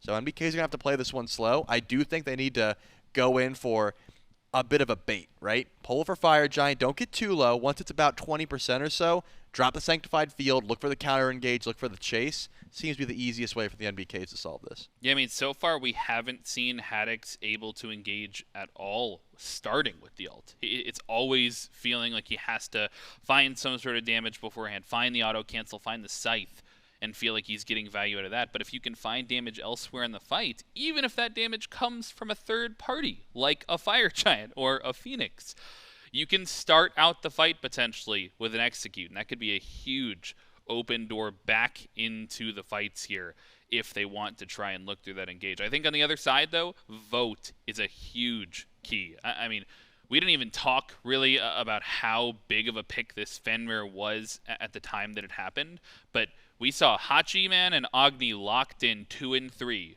for the squad, the Fonzo fam, right? And on the other side, before they could ban it away, you lock in the Fenrir, something that can chase the Agni Dash, that can chase the Hachiman ultimate. And I think Vote has to be a big starting point in these fights. He can't have situations like that when he just doesn't get value out of the ult at all. That's been the case. Going back in, seems like the NBKs are in a position around Fire Giant, whereas, I mean, again, the Fonzo fam, I am amazed. With their beads down, with no ultimates in sight, stepped forward aggressively to the tower, and the NBKs for a moment backed up. They actually did retreat. They were underneath tower, and they were kind of like, wait, they can step forward. Aren't we ahead? Why are they stepping forward to us? That's when they finally, stepped forward. They had Vote go in. They wanted to blink and find a pull in. I'm curious if they have, found their confidence, considering all the relics are back up. Just about every ultimate besides Vote's is back up. He just traded for Aqua. We're at a relatively even standpoint here, Frog. I mean, besides Variety, who desperately needs to upgrade that starter item, everyone else is just about 1 item off. Just about 1 item off. Just about the same place in any of these builds. I mean, let's talk state of the game, right? 7,000. Nope, I don't know where I came up with that number. I'm going to wait for the graphs, and then I'm going to read. 5,900 is the actual amount. 4,900 in the XP department, but that doesn't matter as much. We're pretty much reaching level 20, reaching parity for everybody here. Maybe the biggest difference as they start to look for this Fire Giant is the 2 runic bombs sitting in the pocket of CycloneSpin for a potential 50-50 or even a potential bait or objective down the line where they look for a Phoenix. Either way, it's still the same posturing. They've got positioning. They're pushed up in the jungle. All right, Frog, I'm going to drop a hot take on you. This may be EFG. I don't think we're going to see the actual pull for another 2 minutes, despite everyone stepping forward this high. The NBKs are posturing to do so. They want to step forward. Even a Riptide from fineokay does not seem like it's going to break this fight open. Variety has such easy means for poke, but they've got Sustain, they have their upgraded Meditation, a Phantom Shell is still available. I mean, Haddix is going back to base. All it's going to take is another minute 50 or so, and this will be an enhanced Fire Giant. If this isn't going to start a fight, why not just wait until it's EFG? Right, why not just wait until, especially if you have the confidence, you know you're not going to be the team to make the misstep. You just get to hold on until this is EFG, until the stakes are even a little bit higher. You see some pings come out there on the Primal Fury, so it may be somewhat of a split focus if one of those teams takes their talents over towards that Primal Fury, and that will be the NBKs taking 2 members over towards that Primal Fury. It'll be on the Fonzo fam to realize that they're not there, but this might just go undetected. The second it dies down, Fonzo fam's going to know. They might already know. The fact that they're Riptide again tells me they figured out something. Who is going to get caught in the ultimate, though? CycloneSpin or StreakUp is the best target, but still, Phantom Shell is available. The Fury goes down. And that's Kana's ultimate essentially for nothing. The Primal Fury goes down, and the NBKs, they can siege forward. Not even for nothing. It is nothing for gold plus Kana's ultimate. Like, that's a double win for the NBKs, but the poke comes through and the engage is there from Davy as Vote blinks in as well. On the other side of the fight, you see the solo jungle dive is happening on both sides, and Kana looks to be the lowest one and will be the first one to fall. Vote is with the remaining 4, though, as the jungler takes down the ADC on the other side and finds himself continuing the damage in the fight. It's a 2 for 2 2 as Haddix continues, finds a double, looking for a triple into the fight, demolishing the enemy team. Finally, Haddix comes online, finds the window into the back line, and brings the Fonzo fam their first win, a 2 for 4 in this one. So I was talking about, Frog, I said it early on, if you're able to get 1 kill late game on Thanatos, you can usually transition that into 2, into 3, almost into a quadra kill if he was able to get the last hit on Devote. So much damage coming from this pick. The cooldown resets can go massive, and the Bloodforge shields are only going to keep paying dividends. That's not enough, though. That's a tier 2 tower. You've got 2 tanks and a Thanatos. All the while, Davey still has ultimate. I'm not thinking a Fire Giant and EFG is something the Fonzo fam can really stretch here. They're just going to get a possible Runic Bomb, which Davey still could 50-50. Davey going to look for it as he finds his way in, but does get pulled in. I don't know if this is the right chase for you, Haddix. I don't know if you win this engagement here, but you at least do force him away from the Pyromancer. You grab yourself a Runic Bomb, and you grab yourself some space. But you're absolutely right. There's no lasting impact here. There's no Fire Giant taken down. There's no Phoenixes that fall. And it's the NBKs arguably that's cringe. Back in a better spot because it feels like some of them have to back. fineokay is at half HP. Haddix has no mana. Haddix has to go. He needs to retreat right now or pick up that blue buff. He doesn't have the mana to help for another EFG fight. Davey stopped his back, and sure, he's getting poked out, but Haddix doesn't even have the execute up. His ultimate's down. Gonna try and fight into this. Vote finds his way into the back line, but gets shredded down early as the River's Rebuke comes through, and Cxnnahh is forced onto the ultimate, but look for StreakUp. We're on the back of the fight. He finds the one, but he does not find the fight onto Haddix as fineokay grabs the ADC as well. Vote is in, but Haddix is here to play the hero as Aquarius takes down Vote, and Haddix looks for the execute and will find another double kill in this fight. It's back-to-back fight wins, 4 down again for the NBK. But they still can't go for EFG just yet. They should have plenty of time. Head on back to base, get full build, get full HP, and then go in for the enhanced Fire Giant. Davey doesn't have Sentinel of Zeus just yet, but will be able to step forward to try and defend the enhanced Fire Giant. Without execute, it's probably a stall game. You wait for Cxnnahh, you go in for EFG, and you're able to pull it just in time. It's all on Davey, though. Can he keep enhanced Fire Giant alive? Can he try and stall this one out until his team shows up? We'll have to see. There's no ADC here for the Fonzo fam, so this EFG is going to be lacking the biggest source of DPS as it comes through. It's already down to half, though, and Davey's the only player alive, the only player in the vicinity for the NBKs. He has to pull off a miracle, but he has the utility to do it. He has the ultimate instinct. Here comes the looking squad. for the jump. The silence is a little bit early. He still has the abilities available. He's waiting for the perfect time. The Fonzo fam play it perfectly, though. They stun him at the right time. They secure the EFG, and they back off with their winning. Almost close enough for StreakUp to step forward, but it was enough.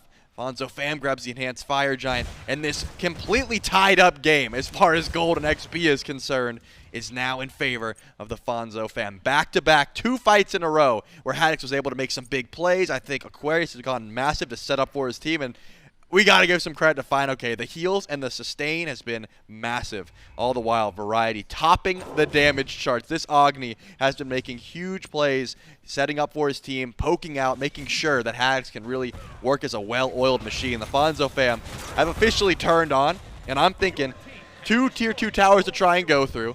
Once those are down, we're looking towards Phoenix. We've got 2 Runic Bombs in play, 1 for fineokay, actually 3 there for CycloneSpin if you count them all. And those Phoenixes are still on the eyes of the Fonzo fam.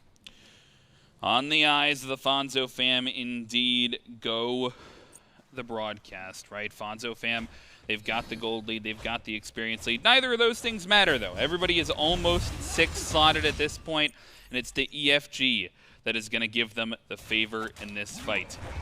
Let's hop into a listen-in with the Fonzo fam to try and see how they can push this one down. If this Nike goes in, we can just kill her. Yeah, wait for the Nike engage and save your mojo for when they dive us. Do not use your mojo for this Phoenix, honestly. Yeah, probably not. Unless they go in, we'll see how these trades go. We'll see how these trades go. If we get desperate, we can use your mojo ult. I think we can walk in, I can just auto and then dash out. Two mid. You guys can go in. Yeah. Okay, I'm gonna bomb it. Big stun. Oh, nice, huge stun. I'm just getting it. We got it. We get I chill. had to beat. I heal us. We're fine. We can come in now. They're coming, Haddix. Both so fucking scared, bro. He's shivering. I still have I had the beat stop, by the way. I pull this guy. That's blink handle on Thunder. I have heals for you. Play the slow, boys. It's Big mid-Phoenix. ball, It's chill, mid-Phoenix, by the way. My pulls up. I have 2 Sunders up. I'm gonna go right. Can you guys jerk off in mid while I go right? Yeah, we can. Mid-Phoenix is not that valuable. I can stun him. I can look for stun him. Yeah, look for Play it. it slow, play it slow, play it slow. I pull again in 1. No beats on me, by the I way. can look for a 3 here. Got an only waving right. Carrot mid Go, poising. I'm not there. I have no ult. I'm pulling this guy. I Sunder that. He's chilling out myself. Yeah, we're chilling. Poked on. I'm getting right. I'm Nice getting right. damage, bro. Fender in right. Yeah. Yeah. They wanna We can walk in, That's a walk good in, fight. Yeah, walk in. He jumped in. We get mid. Oh, that's a back up, I pulled. That's covered. I'm commit. I ulted it. Ult in 14, ult in Oh, 14. they're gonna go on Aqua. Yeah. We He's get low, Phoenix. he helped Phoenix, us. we get the Phoenix. That's I healed you. Hit the Phoenix. I'm healing you. Nike's on me. Damn. I'm dead. Back up. Cut up mid. I'm all in. That's Beats Aegis on Ola. Beats Aegis Ola. I'm 3-ing, so I can Sunder that. I'm beating. I'm putting pressure on them. You guys are fine. Yeah, we're good. They're scared of me. We're good. I can heal you. We still want to back up though a bit. We can't Get Pyro. We can get Pyro. Yeah. They're backing up. We brought them out far enough. That's good for us. That's fine. The Olorun, he gets both actors. Both actors there. Grab this.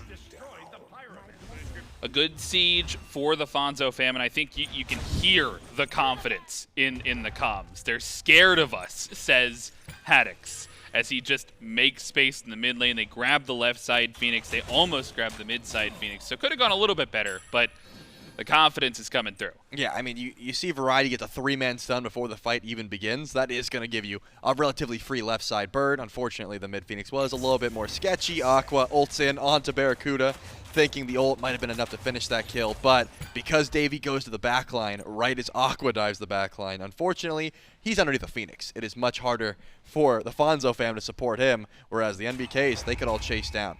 Seems easy enough. You get 1 Phoenix for your troubles, but Fonzo fam aren't exactly taking a defensive positioning here. They're deep in the enemy jungle. They stepped over a ward, so you got to be a little bit careful. Beads timers are known by the NBKs. There's a blink ult from both that could come in at any given moment. No beads on Variety. That's why he was looking for it. Goes for the jump stun, misses, and could be in some trouble. Could be in some trouble. He forces to use the ultimate early, and will use the beads as well. It's a lot of utility lost from the jungler, but you'll lose the utility on the other side as well. Haddix now no longer has that execute available, so you lose the jungler ultimates on both sides, and at this point you've lost the Fire Giant off of the Fonzo fam as well. Just respawning. I'm not sure they're gonna wait for that though. They might sit around this corner. Is that a friendly? That is not a friendly ward. That is definitely. Okay, I was like, they're definitely just standing on a ward. So NBKs are aware of this.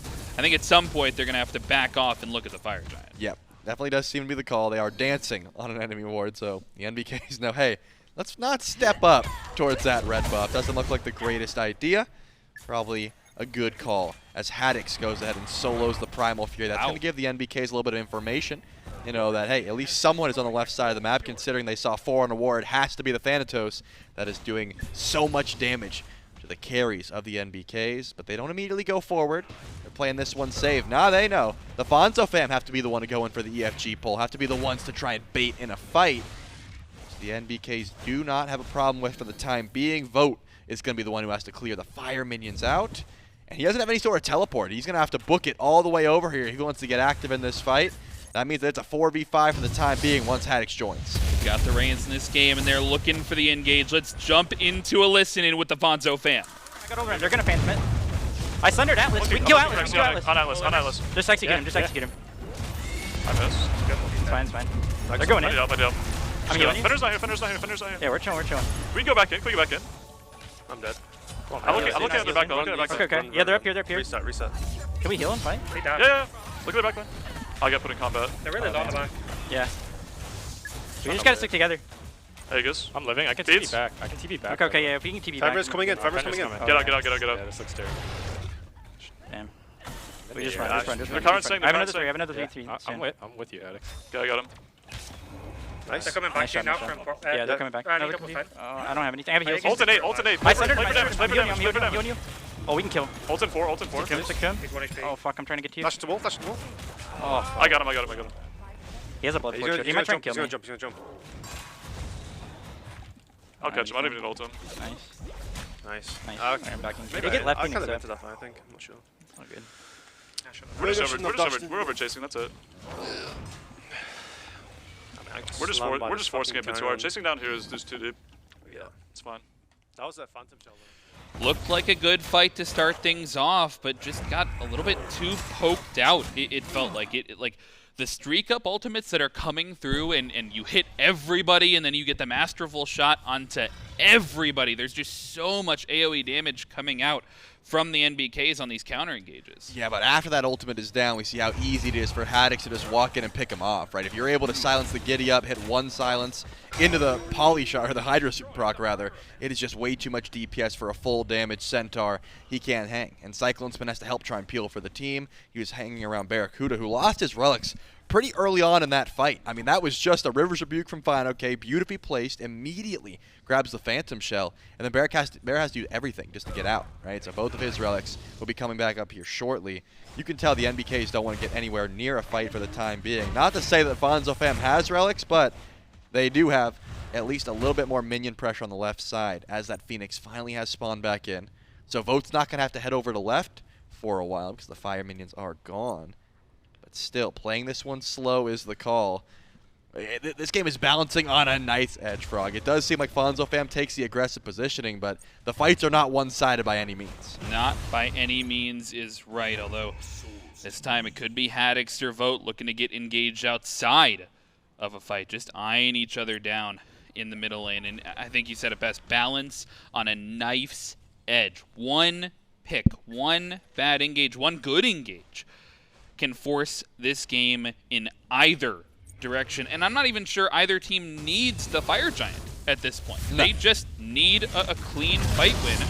But they're going to hop on the Fire Giant just to bait it for a second, hop right off. They're just waiting for the perfect engage. Yep, Cxnnahh does not have the greatest DPS for Fire Giant. There is no crit available. Blink in, trade, ult for ult. Vote definitely gets the better end of the trade immediately damage-wise, but without Ragnarok, makes it a bit more difficult for the NBKs to get involved. Whereas Haddix, he's shown, if he can find a blink and a nice scythe, one kill gets the ball rolling for Thanatos. BKs, though, they have to play around BaRRaCCuDDa. They have to play around StreakUp. So much damage that can come from these ADCs if they're given the peel that they require. Again, Olorun, hard to keep alive. Very immobile. If you fight with his ult, can go crazy. If not, very difficult to make work. As Haddix taking a 1v2 in the enemy jungle. Could be risky, depending on when Vote's ult comes off cooldown. They should be mirrored cooldowns, relatively so. So no one's going to get the immediate advantage on that one. Oni Fury started up by the Fonzo fam, taken down by the Fonzo fam. Meanwhile, iDavy has found the engage. They recognize that the rest of the team isn't here. They're looking to force something. They do at least get the ultimate out of the soul laners, but look at how deep Haddix is. He's behind everybody, and iDavy gets sundered and poked out. But Vote finds him, and he's forced into the ultimate. He's only 25% HP. I don't know if he can come back down aggressively. And the Fonzo fam are forced off of the objective. Has to reset. Haddix back to base. And the Fire Giant will get looked at here. Nobody picking it up just yet, though. They're just looking to bait right now. They are looking to bait. EFG has been started up. Already drops the Gamma Ray Burst. NBKs, they want to try and burn this one. Have to try and steal if they want it, but the Fonzo fam, they take it away! They steal the objective! They've got the EFG on them, all 5, as they push down the mid lane now. The rest of the NBKs have to back off, and iDavy has been left alone here in the mid lane, and he's running the wrong way. He'll delay as long as he can, as the rest of his team may be there to provide a little bit of help, but it's now a 5 versus 4 as they push down the siege. Let's jump into a listen with the Fonzo fam. We can get this quick before they even contest it. They're not giving up, they're giving up. We go aggressive mid. Yeah, I have bomb from mid. I'm gonna look for a 3. They're playing back. Like maybe a Chiron. Chiron's top. Oh, that's his dash. 70%. We just go triple Phoenix, right? Yep. If they try and walk this way, I'm gonna try and poke. I might need help, yeah. No, you're good, you're good. I have Xu. I'm looking for Olorun here. Look for poke, look for Agni stun on their backline. Or we can execute that Atlas as well. Yeah, I can pull off it. Cardinal. Atlas! I'm ulting. I'm ulting. Healing us all. Look at Atlas, get him extra range, get him extra range. He's always on me. Damn. That was Cardinal, by the way. That's Cardinal, by the way. Yeah, we heal. That's not my shit, we can just heal, right, and go again. Yeah. I That don't was have, my I don't have ult I have or Sunder relics. I now. don't have ult or relics. Okay. I'm pretty gonna useless. Do we have a ward? Okay. I do. I'm gonna TP back with 3k. I can play off stuns though still. Yeah, we can just keep playing with our cooldowns. Wait for him. Nike's He's up at back 10. though. Play off range. If somebody steps out of position, we can maybe go in. I'm gonna heal Haddix. Cowan's off it. You're good. Silence on Nike's up, by the way. Kite back. Just kite back. I sundered that. You get Aqua? No, I'm so dead. Oh, It's damn. fine, cut out, straight out. Yeah. Straight up the lane, If we straight keep up the lane. running, they're gonna have to worry about waves. We're just 3. I can back for free. Go to power, go to power now. Yeah, go power. I mean, we got FG. Aqua's up. We have him in that FG when Aqua's back Yeah, up, so it's fine. They might be chasing us up, by the way. I don't see them. We can get this first. This game just will not give. Trelly, they steal away the Fire Giant. I don't even know what stole it away. Variety stole it away. He's putting on a clinic. Look at those damage numbers. Who's close to Variety? I'll give you a hint. His own teammate, sort of. That's about it. He's doing double anyone on the NBK's damage, just about, because he's popping up. The stuns, the rain fire did about 900 damage, give or take, to confirm the EFG.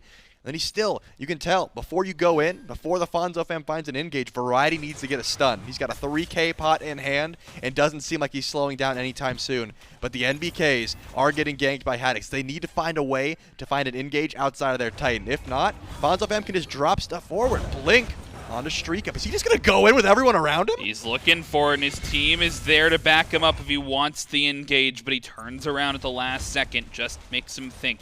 They've got EFG for another minute if they want to try and push down for this end again. You heard it in the comms. They've got the healing. They've got the delay capability to try and find somebody out. But Aquarius, no teleport. He's not even here for this. I don't know that they can really push this one down. Something's got to give, and maybe they want to try and win it in a jungle fight, because I'm just not sure they can force this push in without walking right into an Olorun. It's not easy to try and poke down the Titan with this composition. All you really have is Variety. He's your best damage towards the Titan. He can do it from range, but remember, the NBKs have free heals in their Titan and BaRRaCCuDDa ult. Boat jumps forward, doesn't find the stun. Ragnarok still available, but no easy target. All the beads are up for Fonzo fam. Fire minions coming in, and all of the ultimates getting expended. Onto the Titan goes Fonzo fam. It's down to half HP. Kills traded back and forth. Fote finds a double kill. Davey finds another. The defense is coming huge as StreakUp finds the 4th. Aquarius, the only member remaining of the Fonzo fam, while all 4 stand for the NBKs only. BaRRaCCuDDa falling there. They've got to clear out the fire minions, but they've survived Aqua another shouldn't day. leave. He definitely shouldn't leave. Look at the Titan. If he leaves, it's going to be so difficult. Someone has to stay back, clear 3 waves of fire minions, but I guess he wants to go. He's got teleport if he needs to make a hero play, but he has 40 seconds to stall. There's no way he's going to be able to keep his Titan, but look at the Phoenix respawns, Frog. There's no way he could even go for a backdoor play if he wanted to. Yeah, I don't know. It's got to be an end call, I think, from the NBKs, right? They've got 3 pushing down. He went in! This mid, he teleported back in. It's Davey who's still here, looking for the enemy one. We've got Fonzo fam and the Pulse are going to try and end. There's no way he can do this. The wave is going to help him, though. He can go and try and go for it. It's a base race. It's a base race. Aquarius is in. He just does not have the damage if Davey can keep him out, but he's got the fire minions to help him. The other Titan is falling fast as well. We've got to see. It's a total coin flip, and it will be NBKs take it home. Oh my god. Let's fucking go, guys. Oh. Man, so soft, man. We're celebrating with our vote. Let's go. Let's go, Liam. Good night, vote. Let's go, Liam, baby. Holy They put on the mics to celebrate with Vote. See you in the morning. See you in the morning, Vote. Oh yeah, Vote. By the way, tomorrow we're just running it down, getting out as soon as possible. I think you logged off. It's so messed up that Vote's playing, not from studio, because when they're celebrating, he just goes, let's go. Like, the boys aren't with him anymore. They take off their headsets. He's by himself. Oh, my goodness. What a game to end out the day, Trelly. Balancing on a knife's edge, it felt like, for 15 minutes there. And it ends in a base race. Ultimately, the NBKs close it out. And in the finals tomorrow, we're not only not going to have both solo lane teams, we're not going to have even one solo lane team. What if Aqua backed, sold his build for damage, and then teleported into the same play? That would have been... He would have had to do it so fast. It would have been the quickest shop stop ever. But either way, a photo finish, an absolute banger of a game. You all at home better have enjoyed it because we sure as enjoyed casting it. Yeah, no, that was quite the banger of a game. And frankly, I'm not sure that there are two better teams that we could be seeing in the finals. Both of these teams feel like they've earned their way there. Revenge Tour has looked fantastic in all of their games, fighting back and forth. Both of these semifinals went to 3, I think rightfully so. And I feel like that means we should expect the finals to go to 5. I mean, as far as I'm concerned, that's the beauty of this tournament, right, Frog? We've already mentioned it. Every team that has gotten a win has to completely change up their strategy moving into the next game because they can't play any of the 5 gods. We've seen it in best of 3s. That adds up to 30 gods, plus the 10 that are banned, plus the 5 that the enemy team's picked. Now imagine that with 2 extra rounds, a possible best of 5. Half the cast of SMITE will have been removed from you, and you have to somehow come up with a winning strategy. Not easy to do. The team that is able to adapt on their toes, I suppose, is going to be the one that comes out on top. Can't wait for tomorrow. Well, adapting's on one of the teams. Was that me foreshadowing, perhaps? Perhaps. Or did I forget that adapting was on the team? Who could say? We'll never know. We'll never know. We see the post game here. We see some of these replays. An amazing defense put on that initial push. And I almost feel like they should have just backed off for the next Fire Giant. Like it felt like their Fire Giant was close to falling off. I understand they had Fire Minions, but to try and fight into an Olorun ult and sink your hopes on that is just, it's such a coin flip. Yeah, like I said, I mean, Variety did have some decent DPS, but that was really it. I mean, Kana was full shred, no Odibo. Your Hachiman in a 5v5 setting underneath Titan does not have too much damage for an end call like that. So you're hoping that the bouncing bubbles from fineokay, Variety's damage, and the AoE that Aqua can provide is enough to end. I mean, it was close, just not close enough. It was close indeed.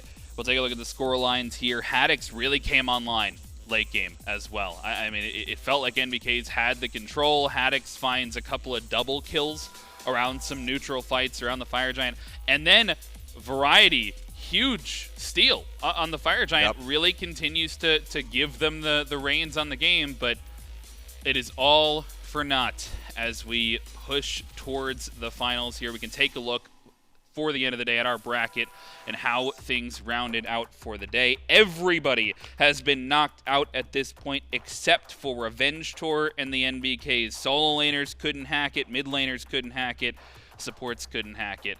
I chose the same phrase for all 3 to not give anybody any bias. Makes sense. Any flavor bias. Respect that. You still have the assassins and the ADCs, the junglers rather, and the ADCs hanging out for these final games, and that means we're going to have a full roll-for-roll setup tomorrow and leading into the next day. What's that mean, Frog? I don't understand. A roll-for-roll. So we've been seeing these roles versus roles. The assassins or the junglers play the solo laners, or the mid laners play the ADCs.